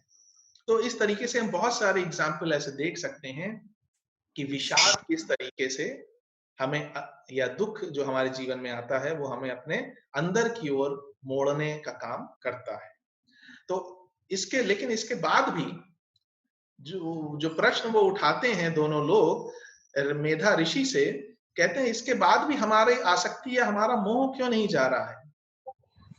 तो वो मेधा ऋषि उन्हें बताते हैं कि यही तो उस महामाया शक्ति का कार्य है कि वो ज्ञानी लोगों के भी मनों पर अपनी शक्ति से पर्दा डाल देती है, और वो भी इस जन्म और मृत्यु के चक्र में पड़े रहते हैं। तो यहाँ पे एक बात और गौर करने की है कि दुख के साथ हमेशा सुख और सुख के साथ हमेशा दुख। और जब भी दुख आता है तो हम थोड़ी देर के लिए अपने को, हमारे अंदर वैराग्य, डिटैचमेंट या विषाद उत्पन्न होता है, और जहां हमारे फेवरेबल कंडीशंस हो जाती हैं, तुरंत हमारा संसार के प्रति मोह। और यहाँ पे ये कहानी में ही हम अगर चाहें, वैसे तो ये ऐतिहासिक तथ्य है, लेकिन इसमें भी अगर हम एक सिंबोलिज्म खोजने की कोशिश करें, तो जब हम दुखी होते हैं तो हम अपने अंदर जाते हैं। अपने अंदर किससे हमें गाइडेंस मिलती है? हमारी मेधा से। मेधा अर्थात इंटेलिजेंस, हमारी इंट्यूशन, प्रज्ञा से। इस जो मेधावी छात्र होते हैं, हम लोग कहते हैं मेधावी छात्र, यानी उसकी मेधा या प्रज्ञा इतनी शार्प है कि वो कोई भी प्रॉब्लम उसके सामने आए तो आसानी से सॉल्व कर लेता है। इस तरीके से भी देखें तो जब भी हमारे जीवन में कोई प्रॉब्लम आए, तो हम हमेशा अगर अपने अंदर जाके अपने अंदरूनी एस्पेक्ट की को कांटेक्ट करने की कोशिश करें, तो वहां हमें अपनी सारी समस्याओं के हल मिल जाएंगे। तो अब वो आगे बढ़ते हैं। आगे बढ़ने पर जब वो मेधा ऋषि से पूछते हैं कि ये महामाया कौन है, इनके बारे में हमें बताइए और वो कैसे कार्य करती हैं, तब मेधा ऋषि उन्हें 3 कहानियों के माध्यम से जो दुर्गा जी हैं या देवी हैं, उनके बारे में वो बताते हैं। तो पहली कहानी है मधु कैटभ के वध की। पहली ये जो दैत्यों के नाम है, और इसमें हम लोग शुरुआत करते हैं कि कहानी कुछ इस तरीके से है कि प्रलय काल था, भगवान विष्णु जी सो रहे थे। सोते समय विष्णु जी के कान के मैल से, जो मैल होता है, जब हम अक्सर सोते हैं रात में, सुबह कान में मैल मिलता है, उससे 2 दैत्यों का जन्म हुआ, मधु और कैटभ। और जब वो लोग पैदा हो गए तो वो इतने ताकतवर थे कि वो सीधे उन्होंने ब्रह्मा जी पर अटैक कर दिया, और ब्रह्मा जी स्वयं को बचाने के लिए विष्णु जी के पास जाते हैं, देखते हैं कि विष्णु जी तो सो रहे हैं। अब विष्णु जी को जगाया कैसे जाए? तो ब्रह्मा जी योग निद्रा, जो उनकी दुर्गा शक्ति की ही एक शक्ति हैं, या विष्णु जी की एक शक्ति है, दुर्गा जी का एक रूप है, उनसे प्रार्थना करते हैं कि आप विष्णु जी को जगाइए, उनसे बाहर आइए, तो विष्णु जी जागे। तो ऐसा प्रार्थना करने पर योग माया के कारण, जो योग निद्रा जी के कारण विष्णु जी जगते हैं, उन्हें सिचुएशन पता चलती है, तो वो मधु कैटभ से युद्ध करते हैं। लेकिन युद्ध भी चलता रहता है, हजारों वर्षों तक चलता रहता है, कोई जीतता नहीं है, कोई हारता नहीं है। तब विष्णु जी माया का उपयोग करते हैं, या कह लीजिए अगर आज के सेंस में, रिवर्स साइकोलॉजी का उपयोग करते हैं। वो क्या करते हैं? वो कहते हैं दोनों मधु कैटभ जो दैत्य हैं उनसे, कि मैं तुम्हारे युद्ध कौशल से बहुत प्रसन्न हुआ, जो वर तुम्हें मांगना है मुझसे मांग लो। अब दैत्यों के मन में ये प्रश्न उठता है कि ये विष्णु हमें हरा नहीं पाए, तो एक्चुअली हम लोग इनसे सुपीरियर हैं, तो जो वरदान है वो ये क्या हमें देंगे, बल्कि हम इनसे कहें कि आपको अगर कोई वरदान मांगना है तो वो हमसे मांग लो।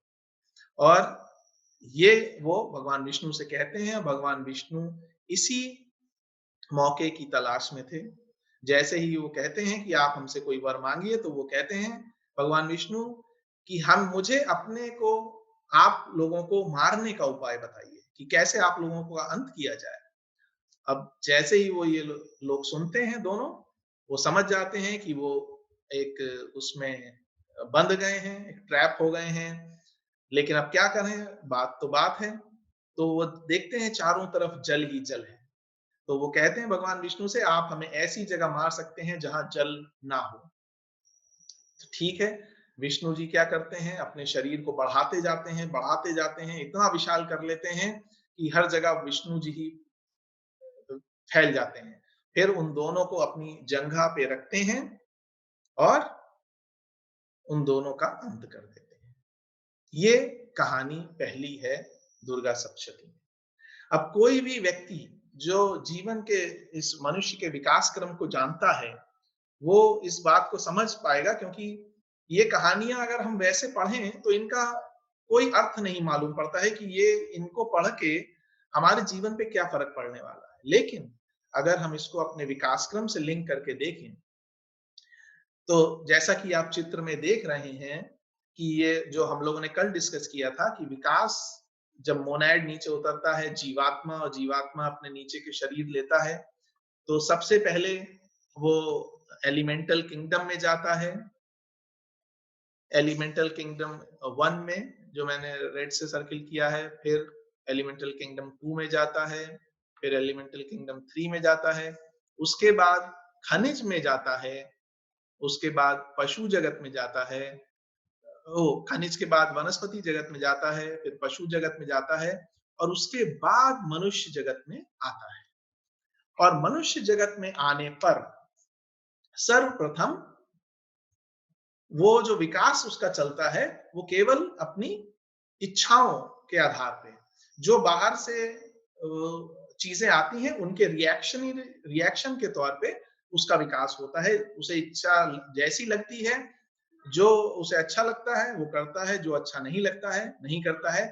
और इस समय जो जीवात्मा है, वो देहात्मा के विकास में, यहाँ आप देख रहे हैं, कोई इस समय प्रभाव नहीं डालता है।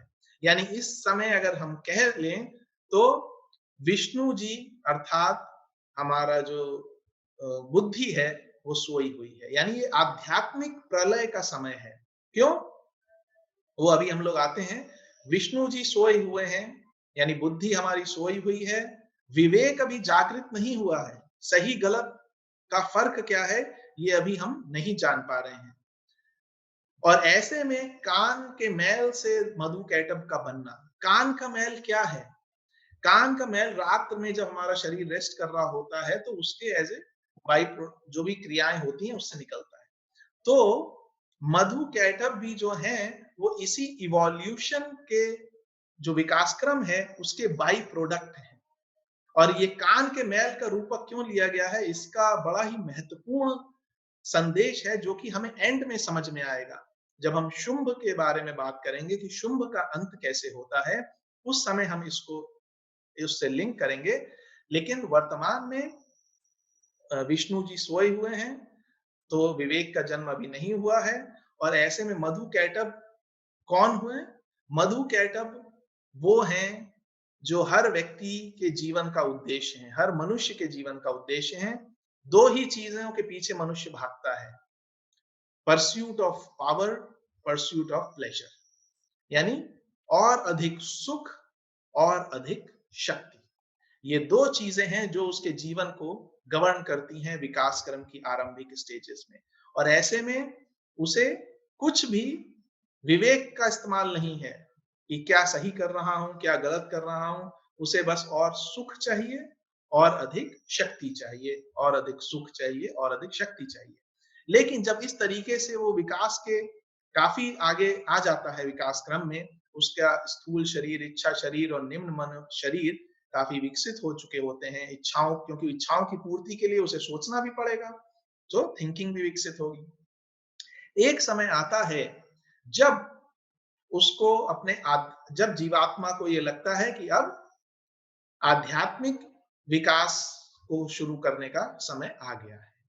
और ऐसे में आधा दे दो, अगर पूरा आधा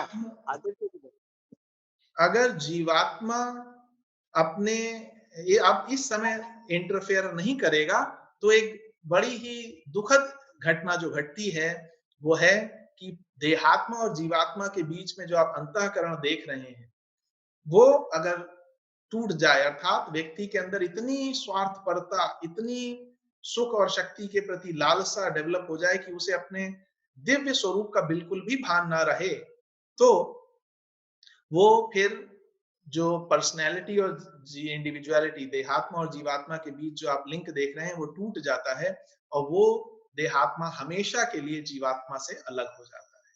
तो ये है आध्यात्मिक प्रलय का समय जिसको दुर्गा सप्तशती में कहा गया है। और ऐसे में जो मधु कैटअप है, यानी हमारा जो सुख और शक्ति की इच्छा है, वो हमारे उच्च मन को यानी अंतःकरण को नष्ट करने की ओर बढ़ रही है। तो ऐसे में हमारा जो अंतःकरण है जो कि उच्च मन का ही यानी ब्रह्मा जी का ही एक पार्ट है, वो कहाँ जाते हैं? वो जाते हैं विष्णु जी को जगाने कि भाई अब मदद करो, अब अगर मदद नहीं करी तो बहुत गड़बड़ होने वाली है। और जब भी हम देखें कि हम बहुत दुखी स्थिति में होते हैं और हम आर्त पुकार करते हैं, तो हमें अपने अंदर से सहायता अवश्य प्राप्त होती है। और ऐसे में विष्णु जी जागते हैं। विष्णु जी जागते हैं तो युद्ध करते हैं, यानी हमारे अंदर पे धीरे धीरे ये डेवलप होता है कि ये सही है, ये गलत है। लेकिन इसमें एक बहुत महत्वपूर्ण बात जो याद रखने वाली है कि ये युद्ध ऐसे ही खत्म नहीं हो जाता। वो दोनों दैत्य एक ट्रैप में फंसते हैं, अर्थात जो विष्णु जी ने कहा था कि तुम कोई वर मांगो, तो हम देखें अपने चारों ओर कि आध्यात्मिक मार्ग पर कोई भी व्यक्ति अपनी इच्छा से नहीं आता है।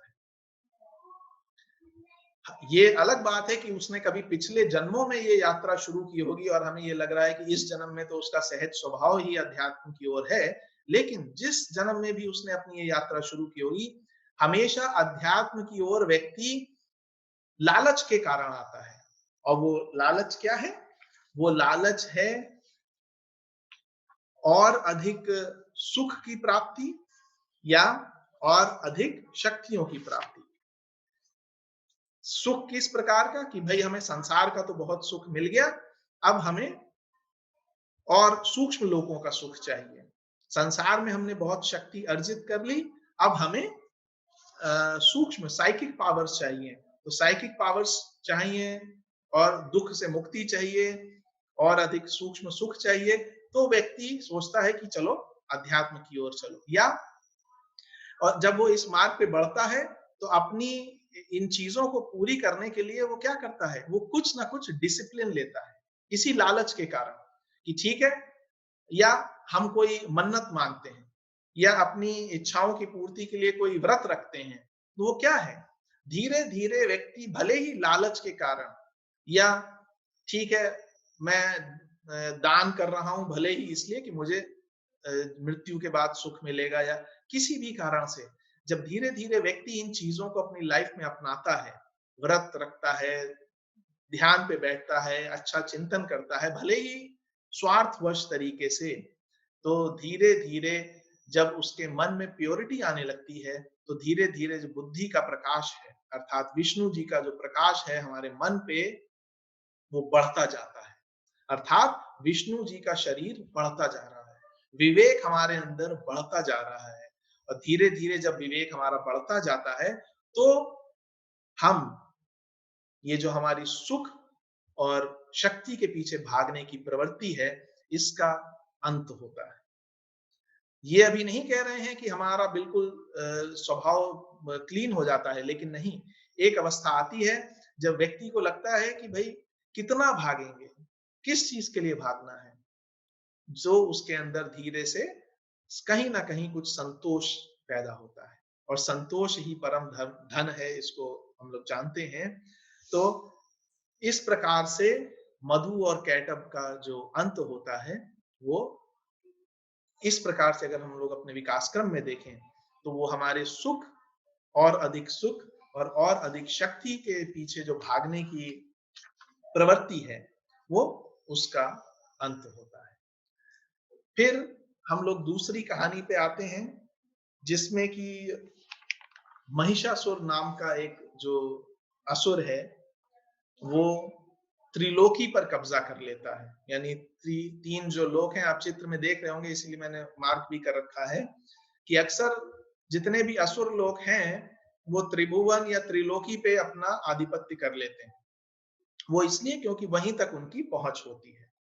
तो वो जब तीनों लोकों पे अपना कब्जा कर लेते हैं, बहुत अधिक वो शक्तिवान महिषासुर हो जाते हैं, तो जो देवता हैं वो इतना प्रताड़ित होते हैं कि वो ब्रह्मा जी को अपना लीडर बना के विष्णु और शिव जी के पास जाते हैं। और जब विष्णु जी और शिव जी उनकी बात सुनते हैं तो उनको बहुत क्रोध आता है। अब ये देखिए, बहुत सारे छोटे छोटे हिंट हैं कि अगर हम ईश्वर की बात करते हैं तो ईश्वर को तो हम करुणा प्रेम का सागर कहते हैं, तो क्रोध या इस तरीके की जो भावनाएं हैं वो क्या हम ईश्वर में इमेजिन कर सकते हैं? मेरे ख्याल से तो नहीं कर सकते हैं। और यही वो हिंट्स हैं जो हमें बताते हैं कि इन ग्रंथों को हमें लिटरली नहीं पढ़ लेना है। इसका मतलब जो हम लोगों ने कल बात की थी कि हम अपने इमेज में ईश्वर को बना देते हैं कि हम अगर क्रोध करते हैं, हम अगर लोभ करते हैं, या हम अगर प्रसन्न हो जाते हैं चापलूसी से, तो हम ईश्वर को भी उसी तरह प्रसन्न कर सकते हैं। जबकि ये जो मिथ्या धारणा है, ऐसा बिल्कुल नहीं है। तो ये देवताओं से ये समस्या सुनने पर विष्णु जी और शिव जी को क्रोध होता है और उनके अंदर से प्रकाश उत्पन्न होता है, और प्रकाश जो उत्पन्न होता है तो वो एक देवी का फॉर्म ले लेते हैं, और सभी देवताओं से वो प्रकाश निकल के एक देवी का फॉर्म ले लेते हैं, और उनका उनका जो ऑरा है, उनका जो प्रकाश है, वो पूरे स्पेस में फैल जाता है, और सभी देवतागण उन्हें एक एक वेपन देते हैं, यानी अस्त्र शस्त्र देते हैं। और जब वो इन अस्त्र शस्त्रों से लैस हो जाते हैं, बिल्कुल युक्त हो जाती हैं, तो वो युद्ध की एक ललकार करती हैं, और वो जो इतनी प्रचंड युद्ध की ध्वनि है कि वो पूरे आकाश में फैल जाती है। महिषासुर भी इस आवाज को सुनता है और फिर अपनी सेना लेके वो युद्ध करने के लिए आता है, और फिर देवी और दैत्यों में युद्ध शुरू होता है। युद्ध चलता जाता है, काफी समय तक चलता है, क्योंकि दोनों ही तरफ से लड़ाई बहुत जोर से चल रही होती है। अंत में धीरे धीरे देवी के जो सैनिक हैं, उनके हर श्वास से बहुत सैनिक निकलते हैं जो दैत्यों से युद्ध करते हैं। महिषासुर की पूरी सेना के पांव उखड़ जाते हैं और फिर जब महिषासुर ये देखता है तो वो एक भैंसे का रूप लेता है, इसीलिए महिषासुर उसका नाम इसीलिए पड़ा कि वो एक भैंसे का रूप लेता है और देवी की तरफ दौड़ता है उन्हें मारने के लिए। ऐसे में देवी अपना फंदा उसकी ओर फेंकती हैं और उसको बांध देती हैं और जब उससे युद्ध कर रही होती हैं तो वो महिषासुर कई पशुओं का रूप को बदलता है।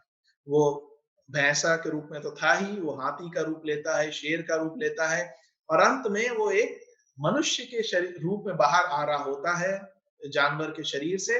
उसी समय देवी उसके गर्दन को अपने शस्त्र से अलग कर देती हैं और उसका अंत कर देती हैं। और ये जो बाकी बचे हुए दैत्य होते हैं वो पाताल लोक में चले जाते हैं और जो देवता हैं वो इस बात से बड़े प्रसन्न होते हैं कि देवी ने महिषासुर का अंत कर दिया।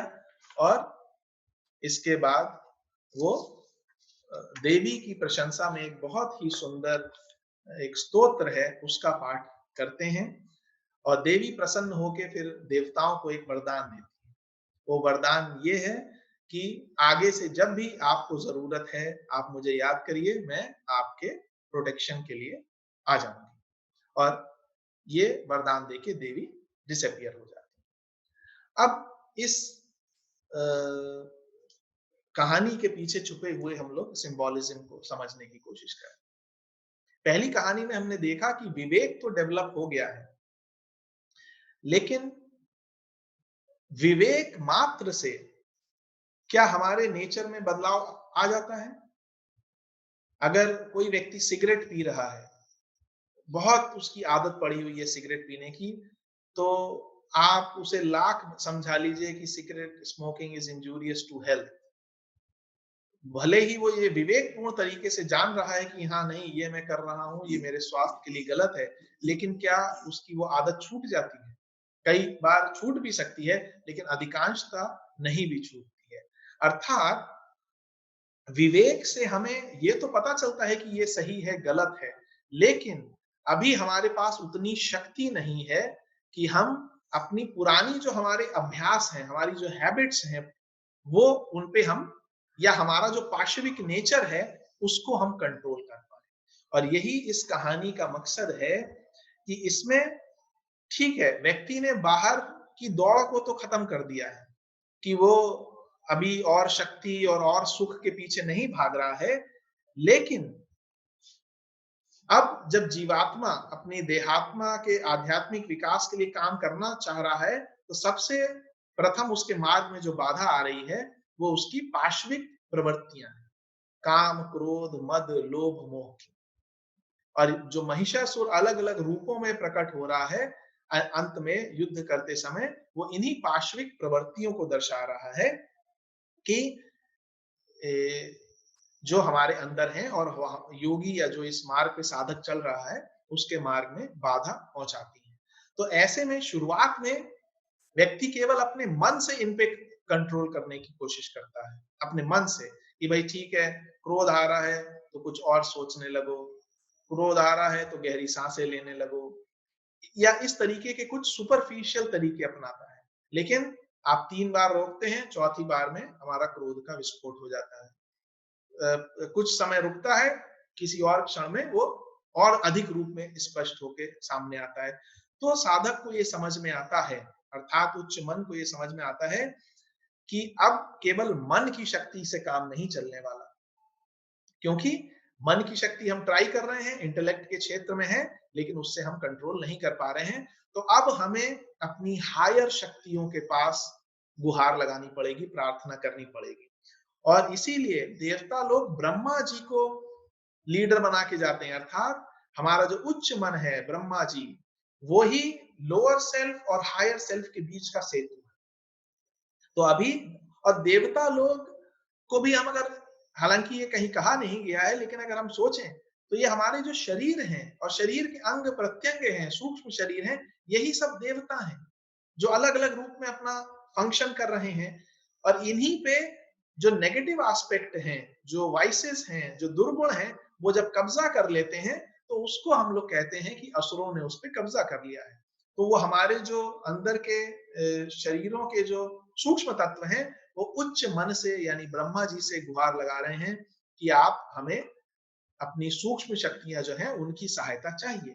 और जब भी आप देखेंगे जीवन में जब भी हम दुखी अवस्था में होते हैं तो हमारी प्रार्थना की जो पुकार होती है, जो डेप्थ होती है, तो हमें अवश्य सहायता मिलती है। और इसीलिए जब ब्रह्मा जी सभी को लेके विष्णु जी और शिव जी के पास जाते हैं तो उनसे लाइट निकलती है और वो एक देवी का फॉर्म ले लेते हैं। अर्थात जब हमारा ही मन अपने ही गहराइयों में ये पुकार लगाता है तो हमारी आत्मा और बुद्धि की जो शक्तियां हैं वो हमारी मदद के लिए आती हैं। और हमारी आत्मा और बुद्धि की शक्तियां क्या हैं? वो शक्तियां वही हैं जो हमने कल डिस्कस की थी कि चेतना जिस रूप में वहां व्यक्त होती है, वो कोई ऐसा नहीं है कि कोई हमें किसी प्रकार के बॉम्ब मिल जाएंगे जिनको हम असुरों पे यूज कर लेंगे, कोई न्यूक्लियर बॉम्ब, एटॉमिक बॉम्ब या हेलीकॉप्टर कुछ मिल जाएगा ऐसी, या कुछ साइकिक पावर्स मिल जाएंगी, नहीं। साइकिक पावर्स तो और लोअर लेवल की शक्तियां हैं।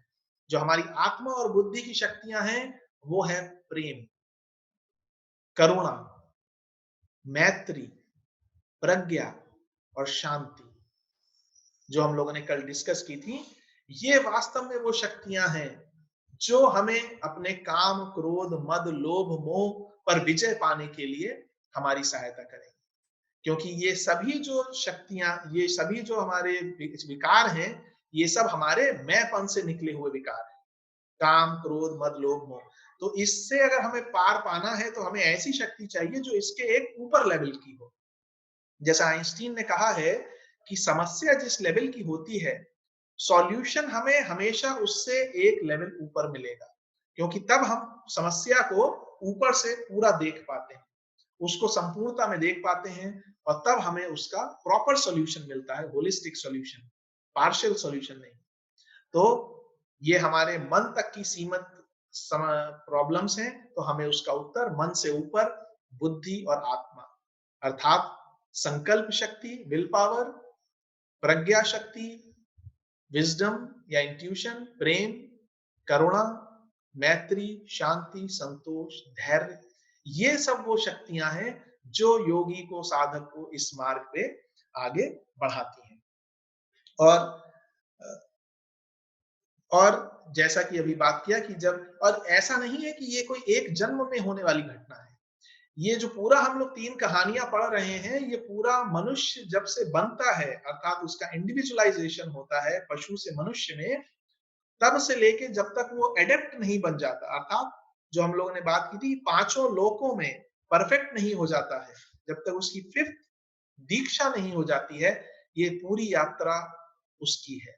और इसमें कितने ही जन्म लगते हैं, कोई कहता है 777 जन्म लगते हैं, या वो तो एक नंबर है, लेकिन 777 जन्म का मतलब है कि कितने सैकड़ों सालों की ये यात्रा है जो हमें करनी है।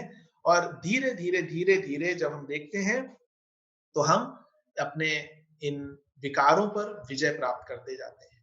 लेकिन एक महत्वपूर्ण घटना यहाँ घटती है कि महिषासुर का जब अंत हो जाता है, अर्थात हमारी जब पाश्विक शक्तियों, जो पाश्विक प्रवृत्तियां हैं, उनको हमने पूरी तरीके से अपने कंट्रोल में कर लिया है, तब देवी क्या वरदान देती हैं देवताओं को कि अब आप जब भी मुझे याद करेंगे तो मैं आपको मदद करने आऊंगी। ये आध्यात्मिक विकास की यात्रा का एक बहुत महत्वपूर्ण पड़ाव है। आगे की कहानी में आप देखेंगे ब्रह्मा जी का कहीं मेंशन नहीं है। क्यों? क्योंकि अब आत्मा और बुद्धि का प्रकाश सीधे मन, उच्च मन, निम्न मन, ब्रेन, सब तक डायरेक्टली पहुंच रहा है। अब जो एक ब्रिज था, एक्चुअली कहा जाए तो ब्रिज एक मर्ज हो गया है, और हमारा जो हायर ईगो है या हमारा जो जीवात्मा है वो देहात्मा, अब देहात्मा वास्तव में पूरी तरीके से जीवात्मा का एक टूल बन गया है, यानी उसका एक इंस्ट्रूमेंट बन गया है कार्य करने के लिए।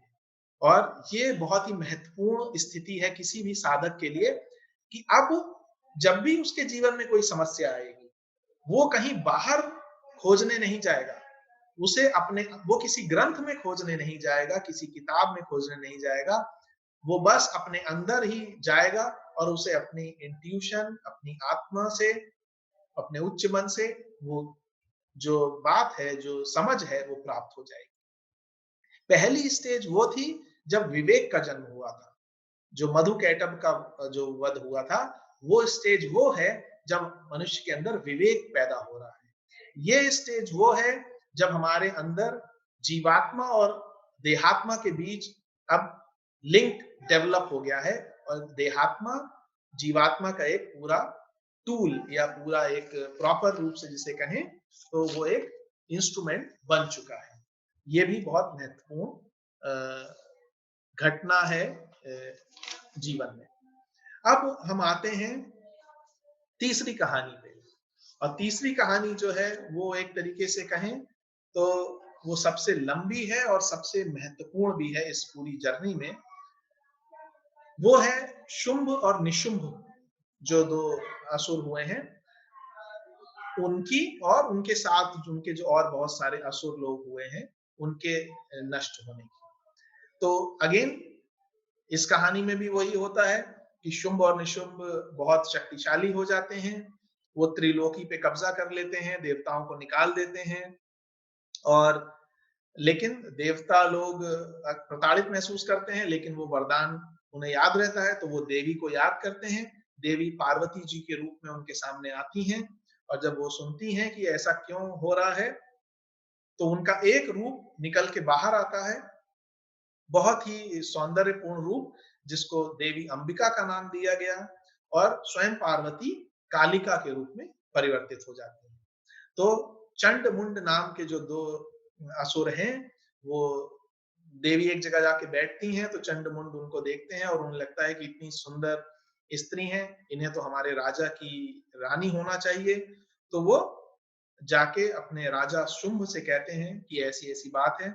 तो शुंभ अपने मंत्री को या किसी दूत को, सुग्रीव को भेजते हैं कि भाई जाओ और उसको ये मेरा ऑफर दो कि मैं उन्हें अपनी रानी बनाना चाहता हूँ। लेकिन देवी अंबिका कहती हैं कि अच्छी बात है, ठीक है, सब कुछ है, लेकिन मैंने ये व्रत लिया है कि जो भी व्यक्ति युद्ध में मुझे हराएगा, मेरे अहंकार को नष्ट करेगा, वही मेरा स्वामी होगा।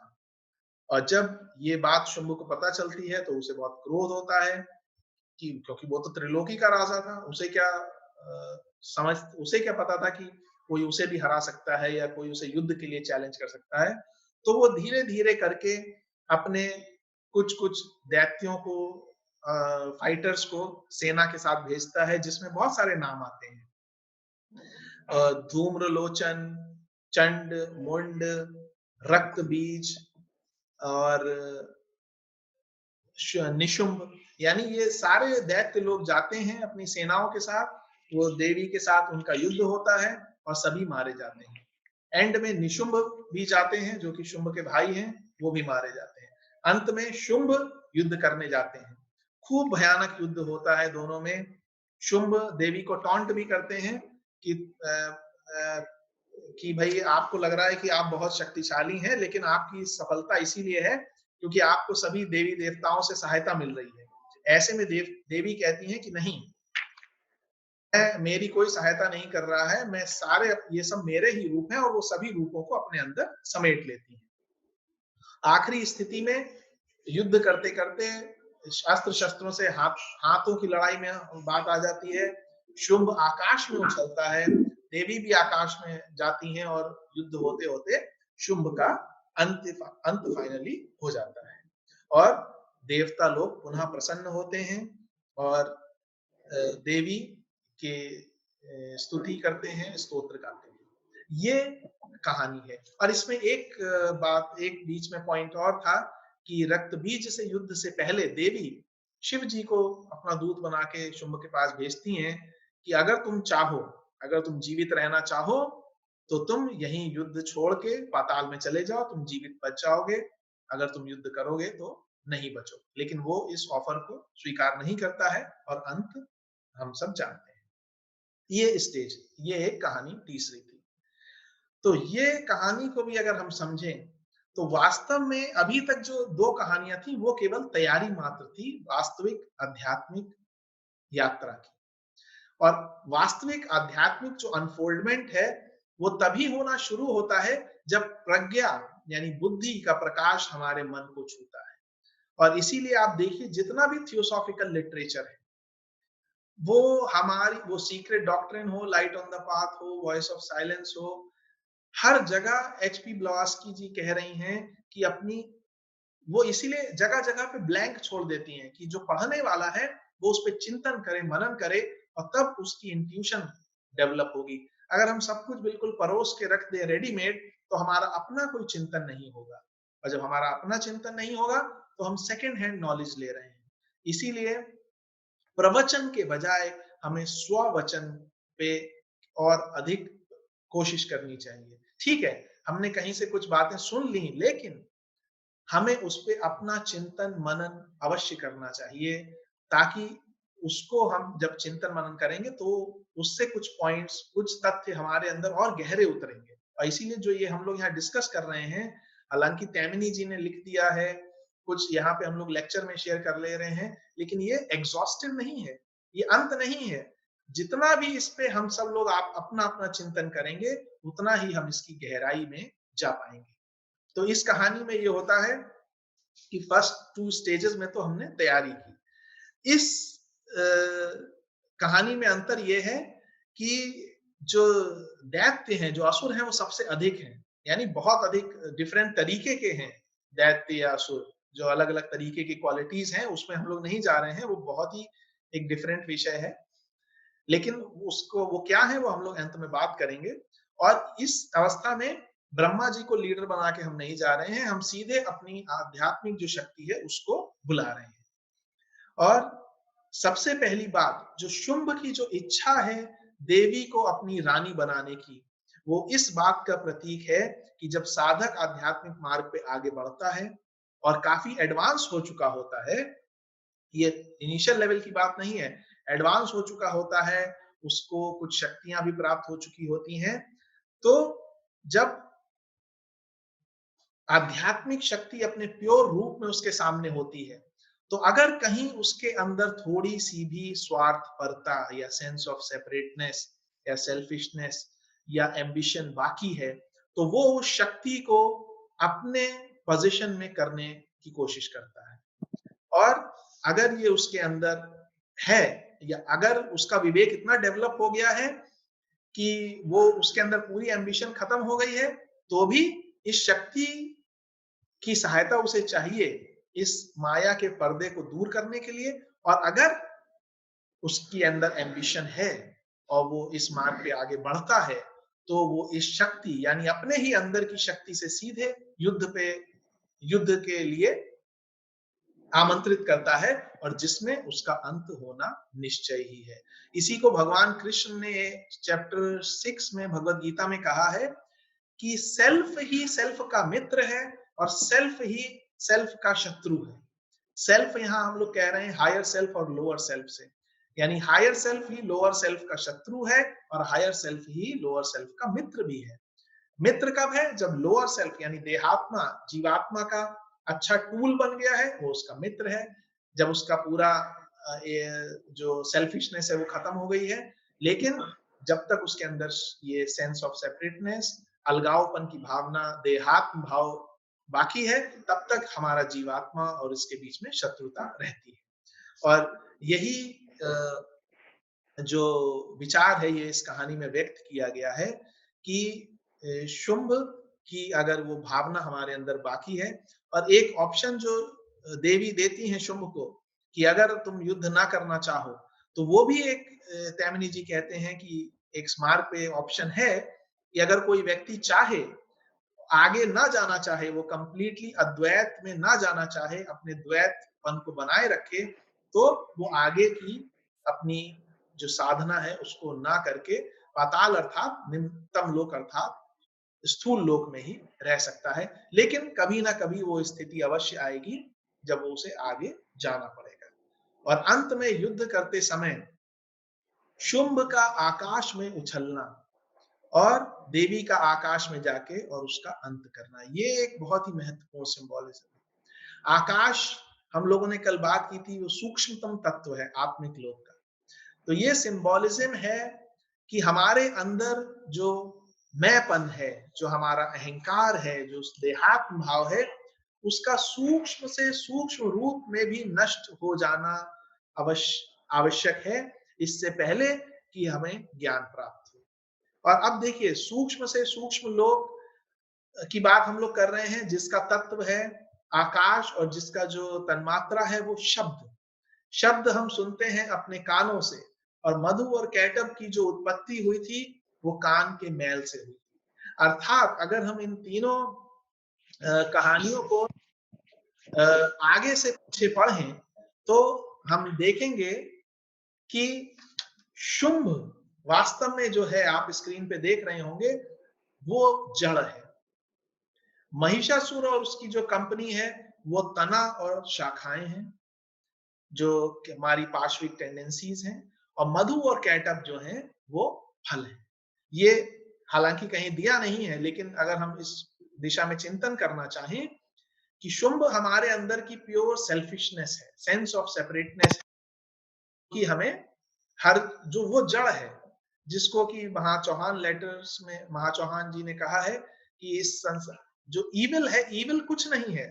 जो धर्मों में बात आ गई है कि कोई सैटन है या शैतान है, ऐसा कुछ नहीं है।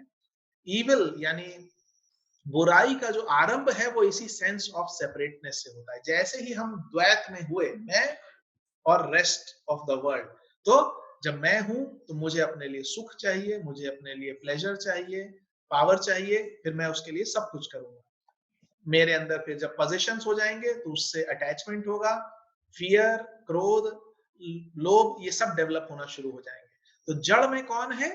शुंभ यानी रूट, सेंस ऑफ सेपरेटनेस। जड़ से बाहर ऊपर आए तो तना और ब्रांचेस, यानी इस जड़ के कारण हमारे अंदर जो टेंडेंसीज पैदा हो जाती हैं, काम, क्रोध, मद, लोभ, मोह, वो है महिषासुर और उसकी सारी दैत्यों की सेनाएं। और उसके जो फल हैं मधु और कैटब, कि इन सब के कारण हम हमेशा और अधिक सुख और अधिक शक्ति के पीछे दौड़ते रहते हैं। तो मधु और कैटब को मारना आसान था, दो दैत्य थे।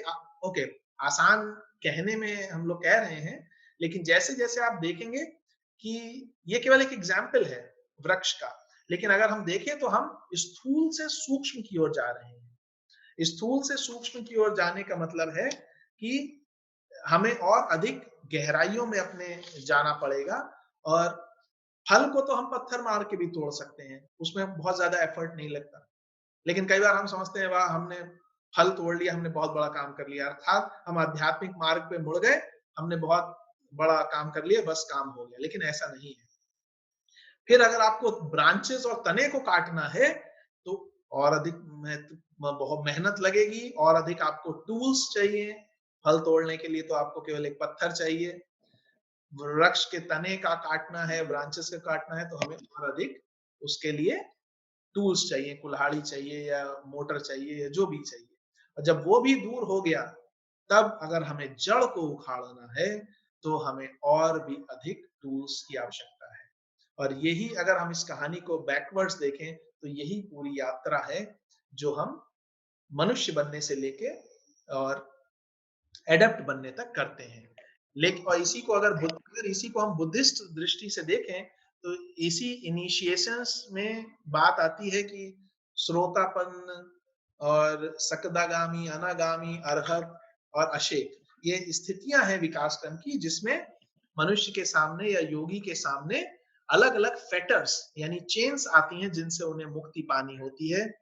कि डाउट, अंधविश्वास, काम, राग, घृणा, अरूप राग, प्राइड और इरिटेबिलिटी, और इसी तरीके के नाम है, वो हम लोग कभी और पढ़ सकते हैं।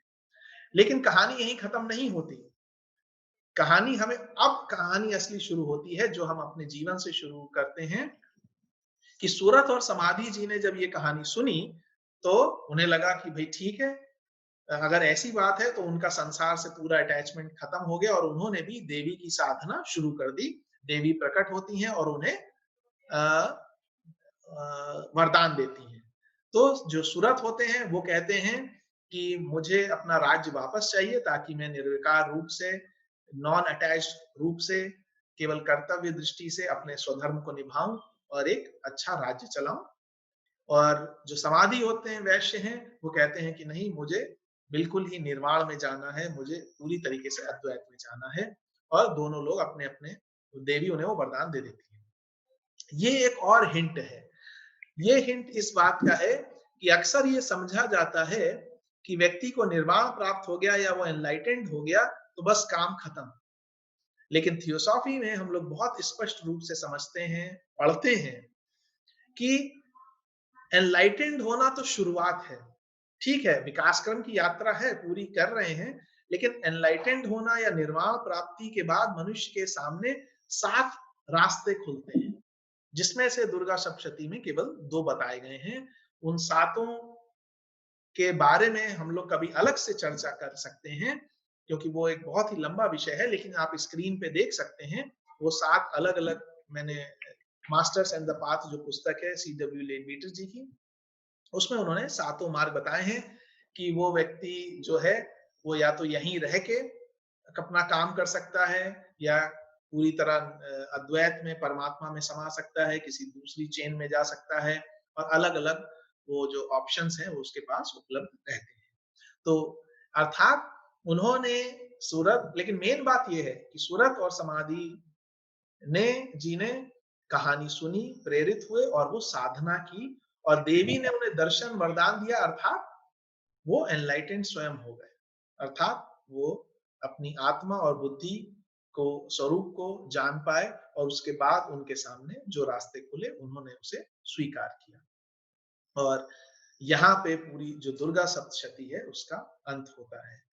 बहुत ही जल्दी में, बहुत ही शॉर्ट में बताने की मैंने कोशिश की, और कुछ चीजें तैमिनी जी ने और भी इस विषय में लिखी हैं, और जो कोई भी इस पे और अधिक पढ़ना चाहे वो उनकी पुस्तक में पढ़ सकता है।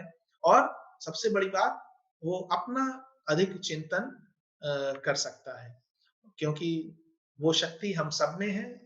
ये दुर्गा सप्तशती में भी कहा गया है, या देवी सर्वभूतेषु शक्ति रूपेण संस्थिता। लाइट ऑन द पाथ में भी यही कहा गया है कि इस पूरे संसार का प्रकाश हमारे अंदर है, और अगर, जो कि हमारे मार्ग को प्रकाशित करेगा, और अगर हम उस अंदरूनी प्रकाश को नहीं रिसीव कर पा रहे हैं तो फिर उसे और कहीं व्यर्थ ढूंढना व्यर्थ है। तो वास्तव में यही हिंदू धर्म की सर्वोच्च शिक्षा है, और किसी भी धर्म के अगर एसोटेरिक पक्ष में जाएंगे तो यही शिक्षा मिलेगी हमें कि वो शक्ति है जो दुर्ग में रह रही है, वही दुर्गा है। और दुर्ग क्या है? जो हमारे ये जो देहात्मा का जो दुर्ग है, इसी में वो दुर्गा रूपी शक्ति, आत्मा बुद्धि मनस की, वो रह रही है। जिस तरह पुरुष भी, एक्चुअली पुरुष को हम लोग मेल कह देते हैं, लेकिन पुरुष भी उसी शक्ति का ही एक नाम है, क्योंकि पूरे शरीरे शयति निवसति इति पुरुषा, अर्थात जो इस पुर अर्थात नगर, तो यहाँ दुर्ग भी कहा है। अगर उसी को हम नगर कह दें, देहात्मा को, तो जो इस नगर में रह रहा है, निवास कर रहा है, वही पुरुष है, अर्थात जीवात्मा। तो पुरुष को हम लोग कॉमन लैंग्वेज में हम लोग उसको मेल जेंडर कह देते हैं। इसलिए अगर आप पढ़ें हिंदू धर्मशास्त्र, उसमें अनेक जगह पुरुष शब्द आया है। पुरुष शब्द को मान लिया गया मेल, तो कुछ बातें जो स्त्रियां हैं उनके साथ भेदभाव किया जाने लगा, जो कि एक बहुत ही गलत बेंचमार्क स्थापित हो गया, और इससे भी हमें बाहर निकलना है। तो सबके साथ साथ मैंने ये शेयर किया जो भी थोड़ा बहुत स्टडी थी, और बहुत बहुत धन्यवाद दिव्यार्थ जी का, और सभी जो हमारे आत्मीय बंधुओं हैं उन्होंने अटेंड किया। और अगर कोई विचार इसमें आप शेयर करना चाहते हो या ऐड करना चाहते हो या कुछ प्रश्न हो, तो मैं कोशिश करूंगा उसका बात शेयर करने की। थैंक यू दिव्यार्थ जी। शिखर भैया, बहुत बहुत आपका धन्यवाद। वैसे तो मतलब 2 दिन का हमारा ये श्रृंखला थी, जिसमें कि पहले दिन की अगर अपन बात करूं 22 तारीख को, तो 22 तारीख को अपन ने जो टॉपिक लिया था जिसमें आपने विषय के बारे में बताया था, भूमिका और मनुष्य के साथ शरीर के बारे में आपने बताया था। और उसी के भाग 2 जो आज अपन का श्रृंखला का दूसरा भाग और अंतिम भाग था, दुर्गा सप्तशती कथा और थियोसॉफी के परिप्रेक्ष्य में संकेत। तो बहुत ही सरल एवं मार्मिक तरीके से आपने प्रकाश डाला इस चीज़ पर। आपने बताया कि दुर्गा सप्तशती में अपने 3 नहीं कथाएँ हैं, बल्कि 4 कथाएँ हैं। एक अपनी स्टोरी के साथ मेन है, चलती रहती है, जिसके साथ में 3 और स्टोरी साथ में चलती रहती हैं। तो बहुत-बहुत धन्यवाद आपका शिखर भैया। सबसे बड़ी बात समय की हमारे पास पाबंदी थी। चाहे तो ये एक ऐसा सब्जेक्ट है पहली बात, और दूसरी चीज़ हमारे सामने आप हैं, तो मन तो ये करता है कि बस ये चलता रहे और आपको हम सुनते रहें। अरे नहीं। परंतु हर चीज़ की जी, हर चीज़ की एक लिमिटेशन होती है, एक हाँ, समय, नहीं, एक बिल्कुल, सीमा बिल्कुल। होती है। अ, सभी का बहुत-बहुत धन्यवाद, सबको प्रणाम। और इस नवरात्र पे एक नई शुरुआत करें और इस परिप्रेक्ष्य में अपना चिंतन करें और एक नई तरीके से उसको मनाने का प्रयास करें, यही प्रार्थना है। शिखर जी, बहुत-बहुत धन्यवाद। और बहुत थैंक यू। अच्छा लगा। और वाक़ई में ये 2 दिनों के सेशन से, जैसा कि अभी दिव्यार्थ ने बोला, दिव्यार्थ के नाम में ही कई अर्थ है। हाँ, दिव्यार्थ उन्होंने जी। उन्होंने जिस तरह से इसको एक दिव्यता दी आपकी चीज़ को, वो बहुत काबिल-ए-तारीफ़ है। और मैं बहुत सारी मीटिंग्स अटेंड करता हूँ, पर दिव्यार्थ, तुम्हें बहुत शुभकामनाएँ देता हूँ, और शिखर जी आपको भी। हाँ, जो ये मीटिंग होती है वो विषय के ऊपर इतनी संतुलित होती है कि वाक़ई में उतने क्षणों में पता नहीं कितने सारे अध्ययन का, आपके शिखर जी मेहनत के अध्ययन का हम लोगों के अंदर एक मतलब बीज बो दिया है आपने। अरे और नहीं। आशा है कि आप इसको आगे कल्टीवेट करते रहेंगे, इसे यहाँ नहीं छोड़ेंगे। ये जो दुर्गा का आपने बोला, तो हम ये दुर्गा अष्टमी आती है, जो दुर्गा का एक काल आता है हर साल, एक हाँ, पीरियड आता है। क्या हाँ ये जी। पीरियड इम्पोर्टेंस है इन सभी चीज़ों में? हाँ, जो नवरात्रि का आप बात कर रहे हैं सर? हाँ, हाँ, हाँ, बिल्कुल, बिल्कुल। देखिए, उसका एक साइंटिफिक पक्ष भी है और उसका हेल्थ पक्ष भी है। देखिए, जो दोनों नवरात्रि के जो सीजन्स हैं, वो जो सेलिब्रेशन है, वो ऐसे टाइम पे आते हैं जब मौसम चेंज की घटना घटती है। तो मौसम चेंज का मतलब है कि एटमॉस्फेयर में विषाणु, बैक्टीरिया, वायरस डेवलप होते हैं और उस टाइम पे लोगों को बीमारियां या इस तरीके की चीजें ज्यादा होने के चांसेस रहते हैं। तो ये मैंने चूंकि नेचुरोपैथी के पर भी थोड़ा मतलब उसको कोशिश की है, तो उसमें भी ये आता है कि अगर इन 9 दिनों आप फास्टिंग करके, जो कि प्रॉपर तरीका है उसको मनाने का, हालांकि आज के समय में नवरात्र का मतलब नवरात्रि थाली आती है और उसमें भी तरह-तरह के पकवान होते हैं, जो कि बिल्कुल ही एक कह लीजिए बिजनेस मॉडल बन गया है, जबकि वो बिल्कुल तरीका नहीं है मनाने का। वो फास्टिंग का टाइम है। जब हम उस फास्टिंग मतलब आप नींबू पानी पे या गर्म पानी पे, अदरक पानी पे रहें, तो आपके अंदर फास्टिंग से इम्यूनिटी डेवलप हो जाती है रेस्ट ऑफ द 6 मंथ्स के लिए। और ऐसे ही जब दूसरी तरफ मौसम चेंज होने का टाइम आता है, तो उस टाइम अगेन वो हम करते हैं। लेकिन साथ में क्या होता है, जब हम फास्टिंग करते हैं, तो केवल शरीर की फास्टिंग नहीं कर रहे हैं। शरीर की फास्टिंग, इच्छाओं की फास्टिंग, विचारों की फास्टिंग। तो एक तरीके से हम प्यूरिफिकेशन का काम कर रहे हैं, जो कि हम लोगों ने फर्स्ट स्टोरी में देखा कि कैसे मनुष्य इस ओर जब बढ़ता है, जब भले ही धर्म के नाम पे, डर के कारण, स्वार्थ के कारण, तो जब हम ये फास्टिंग करते हैं, तो हमारे स्थूल शरीर में, हमारे वासना शरीर में, हमारी मेंटल बॉडी में प्यूरिफिकेशन शुरू हो जाता है। और जब ये प्यूरिफिकेशन शुरू होता है, तो हम हायर वाइब्रेशंस को रिसीव करने के लिए और अधिक सक्षम हो जाते हैं। इसीलिए इनका ये महत्व बताया गया है। और केवल हिंदू धर्म में नहीं, आप देखें इस्लाम में रमजान की बात आती है, वो भी फास्टिंग पे आधारित है, लेकिन वहां भी गड़बड़ हो गई कि लोग अब खाने पीने पे ज्यादा जोर रहता है, फास्टिंग पे कम जोर रहता है कि क्या खा लें, कितने बजे खा लें या क्या नहीं कर लें। क्रिश्चियनिटी में देखें, उसमें भी 40 दिन का फास्टिंग का एक क्रिया होती है। सिख धर्म में देख लें, वहां भी फास्टिंग। ये फास्टिंग लेकिन हम समझें केवल खाने की नहीं है, हमारे मानसिक विचारों की, इच्छाओं की, भावनाओं की, सबकी फास्टिंग है, जो कि हमारे विकास में हमारी मदद करती है। धन्यवाद। मेरे ख्याल से बहुत महत्वपूर्ण चीज़ आपने बताई, मेरे मन में कुछ लिंकेज हो गया इन सब चीज़ों का। धन्यवाद। Thank you.